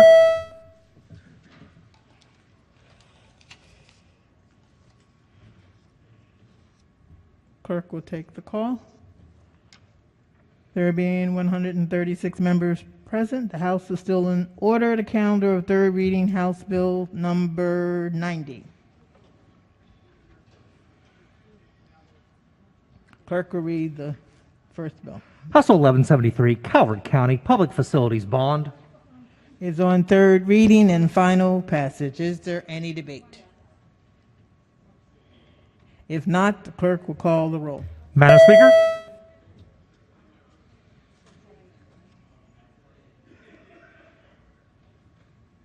Has everyone recorded their vote? Does anyone care to change their vote? If not, the clerk will take the call. There being 136 members votes in the affirmative, House Bill 1173, having received constitutional majority, is declared passed. Third reading calendar, House Bill number 91. Clerk will read the bill. House Bill 1069, Water Supply Private Well Safety Program. Is on third reading and final passage. Is there any debate? Madam Speaker. Recognizing Gentlelady from Baltimore County. Thank you, Madam Speaker. I do appreciate our debate earlier and the floor leader for trying as best as she could to answer some of my questions. While we were sitting here, I just went to the website that she had mentioned and I looked up the lists of different contaminants on this EPA website, and there are many, many, many contaminants on this. It was mentioned that you could just buy a $20-something test off of Amazon, so I went over to Amazon to see that test, and there are tests. I've used them before. The $24, you can test for 16 different contaminants, but it doesn't cover hardly any of the contaminants listed on this EPA website. There are many, many more specialty tests that would be required to test for many of the contaminants that's mentioned on this website. So it would not just cost $20-some a year. I'm, at this point, I have staff looking into it. I'm not sure how much it would cost to get all of these things tested for. The cost of that is not my biggest concern. My biggest concern is the cost of remediation for some of these things. Almost a quarter, or maybe more than that, of wells in rural areas have some kind of contaminant in it. Maybe it's just below the limit, maybe it's over the limit, maybe it depends on the day that you test or how long the water's been running before that. But this is pretty common where I live and for my constituents. In city water, which I used to live in Baltimore County, and I was on city water for much of my life, and I lived in Howard County where they also purchased city water. There's tons of contaminants, and sometimes those contaminants sit over the EPA's limits for years and years and years. In 2013, I delivered a baby who had a catastrophic birth defect that is commonly caused by atrazine in water. I was on city water. So what we're asking of our rural folks, families like mine, like my neighbors, is that not only do they test, but they remediate for things that can be extremely expensive and difficult to remediate for. Reverse osmosis filters are extremely pricey. Putting them on a whole house or a whole property well is thousands of dollars. I know because I tried to do it myself. We couldn't afford it. I believe that this bill is half-baked. It's not ready to come out of the oven yet. We don't even have a standard list. This list here is full of dozens of different tests. I have yet to even figure out if I could have somebody come out to test for all of these things and how much that would actually cost. Nobody wants to drink water that's going to hurt them. But if you live in city water, public water, you are drinking things every day that are harmful to you and can cause damage to your children. I know because it happened to me on city water. I'm asking for some parity from the body between well water drinkers and city drinkers, and I'll be voting red. Thank you, Madam Speaker. The committee chair. Thank you, Madam Speaker. I think we're focusing on only half of the costs. There might be costs associated with remediating water, but what is the cost of drinking contaminated water? I think we have to weigh both of those things, and I think it's important for renters especially, and for investors also, to understand that it's a responsibility to supply clean and safe drinking water. That's what this bill attempts to address. And I'll just say, Madam Speaker, that this year and many years in the past, our committee has worked aggressively to limit contamination in urban water sources as well, most specifically lead and lead in schools. We take this very seriously, and I think it's a mistake to say that because we are solving this problem here, that we don't care about other problems elsewhere. Today, it may be your constituency that might have to spend a little bit of money to make sure people aren't poisoned by the water they drink. Tomorrow, it may be somebody else's. But at the end of the day, what we really care about is safe drinking water. And for that reason, I would hope you would vote for this bill. The gentleman from Talbot in the annex. Thank you, Madam Speaker. And I stand in rise of opposition to this bill. In my mind, I'm hearing our minority whip say, as often she's said over the years, that this bill is just not ready for prime time. And you know what that means to me is that a bill like this could have earned my support. I'm a landlord, and I certainly can resonate and understand the idea of making sure that the people that live in rental properties have clean drinking water. This bill would have been better for a summer study, working with Maryland Department of Environment, trying to identify what exactly it is we want to test, try to at least step back and understand why the U.S. EPA does not have standards currently for water quality and contamination standards. And had we done that and brought this bill back next year, then certainly with some buy-in from people like me that certainly serve communities with housing, could support a bill like this. What we're left with is a bill with ambiguity in a year where landlords are getting absolutely pummeled respectfully. Some of this, I think, is well-intentioned legislation, but surely is coming down hard on landlords. And if it were just any other year where a bill like this came forward, I would say that perhaps the Maryland Department of Environment could work with the opponents of a bill like this and figure things out. But just think of it through the lens like this. I brought an amendment that would have made this a workable bill that I could have supported. As it stands, I can't, because you're giving us no path to compliance, and you're really not giving us a bill that can be enforced. So for all those reasons, I'm voting no on this bill, and hopefully it gets corrected when it crosses over. Thank you. Gentleman from Frederick. Thank you, Madam Speaker. Would the floor leader rise for a question or two? Yes, Delegate. So I just want to correct something that the previous speaker just said about ambiguity. To me, there's actually no ambiguity, because when I read the language of the text for the amendment, it says the requirements of this section, hold on one second here. No, actually it says the maximum contaminant level for that substance that is set by the U.S. Environmental Protection Agency for drinking water. So that's very clear. Maximum contaminant level. It's abbreviated actually on the EPA's website as MCL, correct? Yes. Okay. And I bring this up because when I purchased my home about 6 years ago, I have a well and septic system, and we had our well tested. There was maybe 6 items on that test. The National Primary Drinking Water Regulations, which the young lady from Hartford and Baltimore referenced, has almost 100 items on it. Each of those items have an MCL, which is mentioned in the amendment.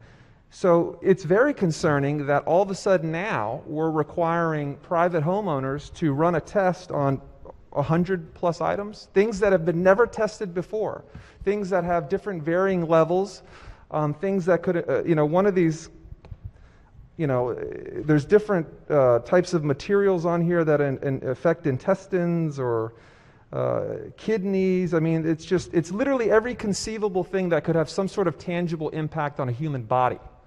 No different than the candy bar I just ate, which I'm sure has some sort of tangible impact on my body. But that is significant. And what's even worse is the next line down is that if you're over that MCL, you're required to report that to your local health board and without guidance. I mean, that is significant. That is a significant change from anything that anyone with a well system in the state has had to deal with before. And I think that's where the concern's coming from. And as far as ambiguity, to me, it's not very ambiguous. I mean, it's frightening because that list is huge, and they'll keep adding to it each year. I'm sorry, was that a comment or a question? That was a comment. Thank you, Madam Speaker. The gentleman from Montgomery in the annex, who is also the sponsor of the bill.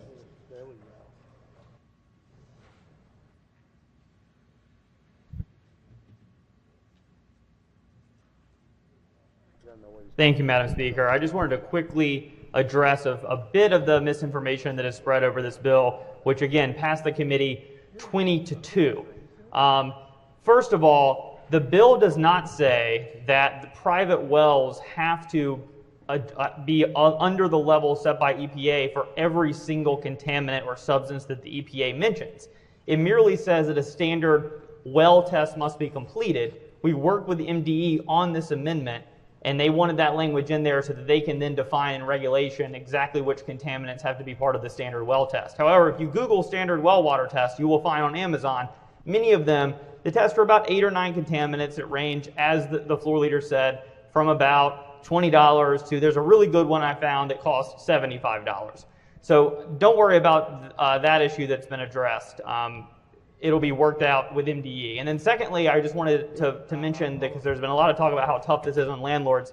Every single landlord association was consulted about this bill, and all of them, the realtors, the builders, MMHA, they're all fine with it for a simple reason. It's not good for landlords if they're not doing regular testing, because then a tenant can simply sue them when they get sick, and then the landlord will be on the hook for much, much more money than it would take to remediate a private well.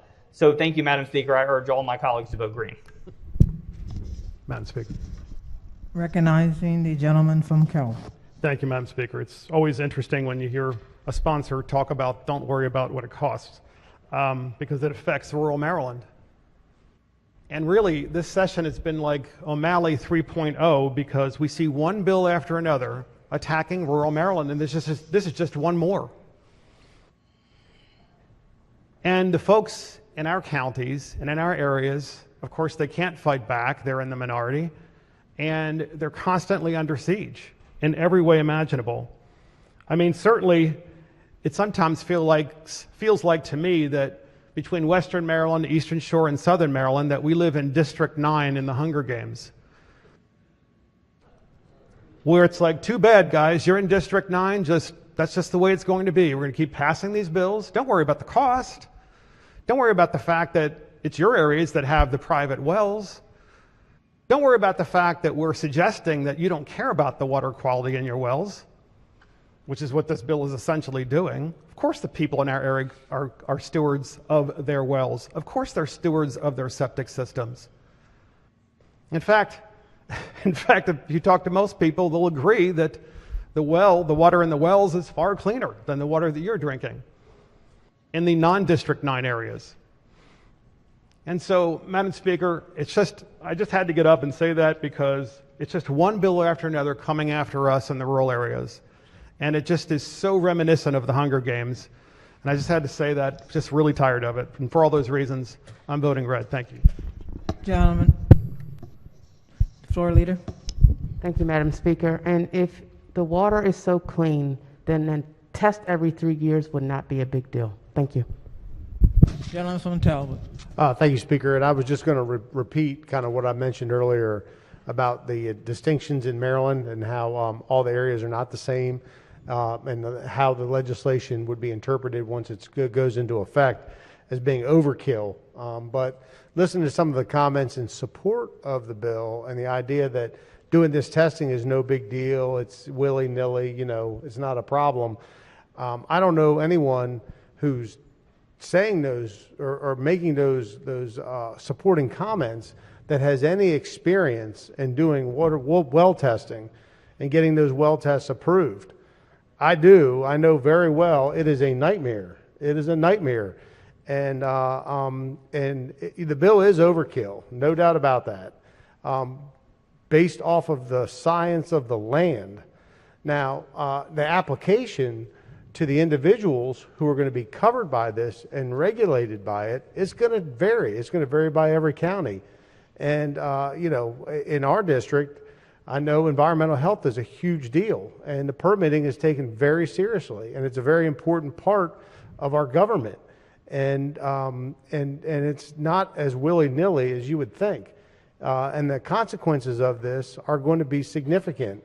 People are going to be affected. And I think the intentions of the legislation are well placed.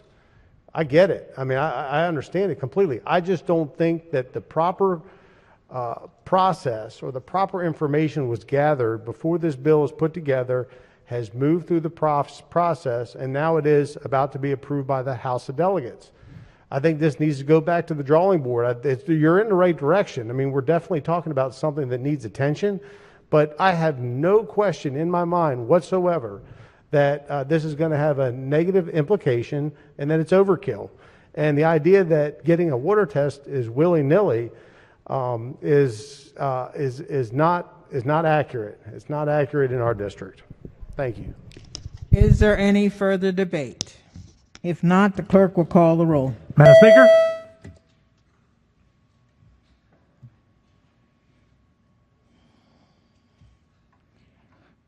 Has everyone recorded their vote? Does anyone care to change their vote? If not, the clerk will take the call. There being 91 votes in the affirmative, House Bill 1069, having received the constitutional majority, is declared passed.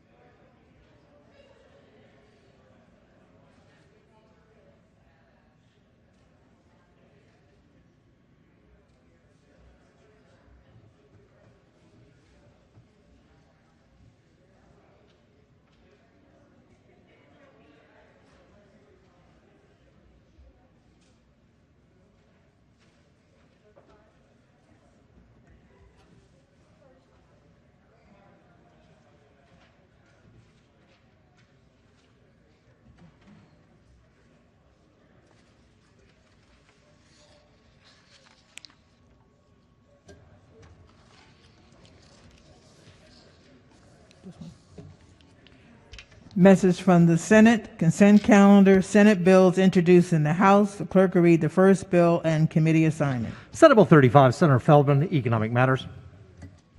Recognizing Majority Leader. Thank you, Madam Speaker. I move that the reading of Senate Bill 35 be considered the reading of all the bills on the calendar. Hearing no objections, the bills are read the first time and referred to the appropriate committees.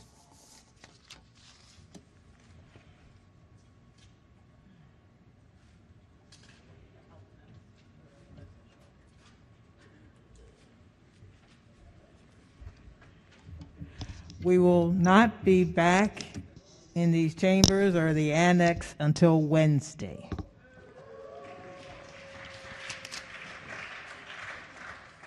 That ends the work of the desk. Quorum call before adjournment. Madam Speaker.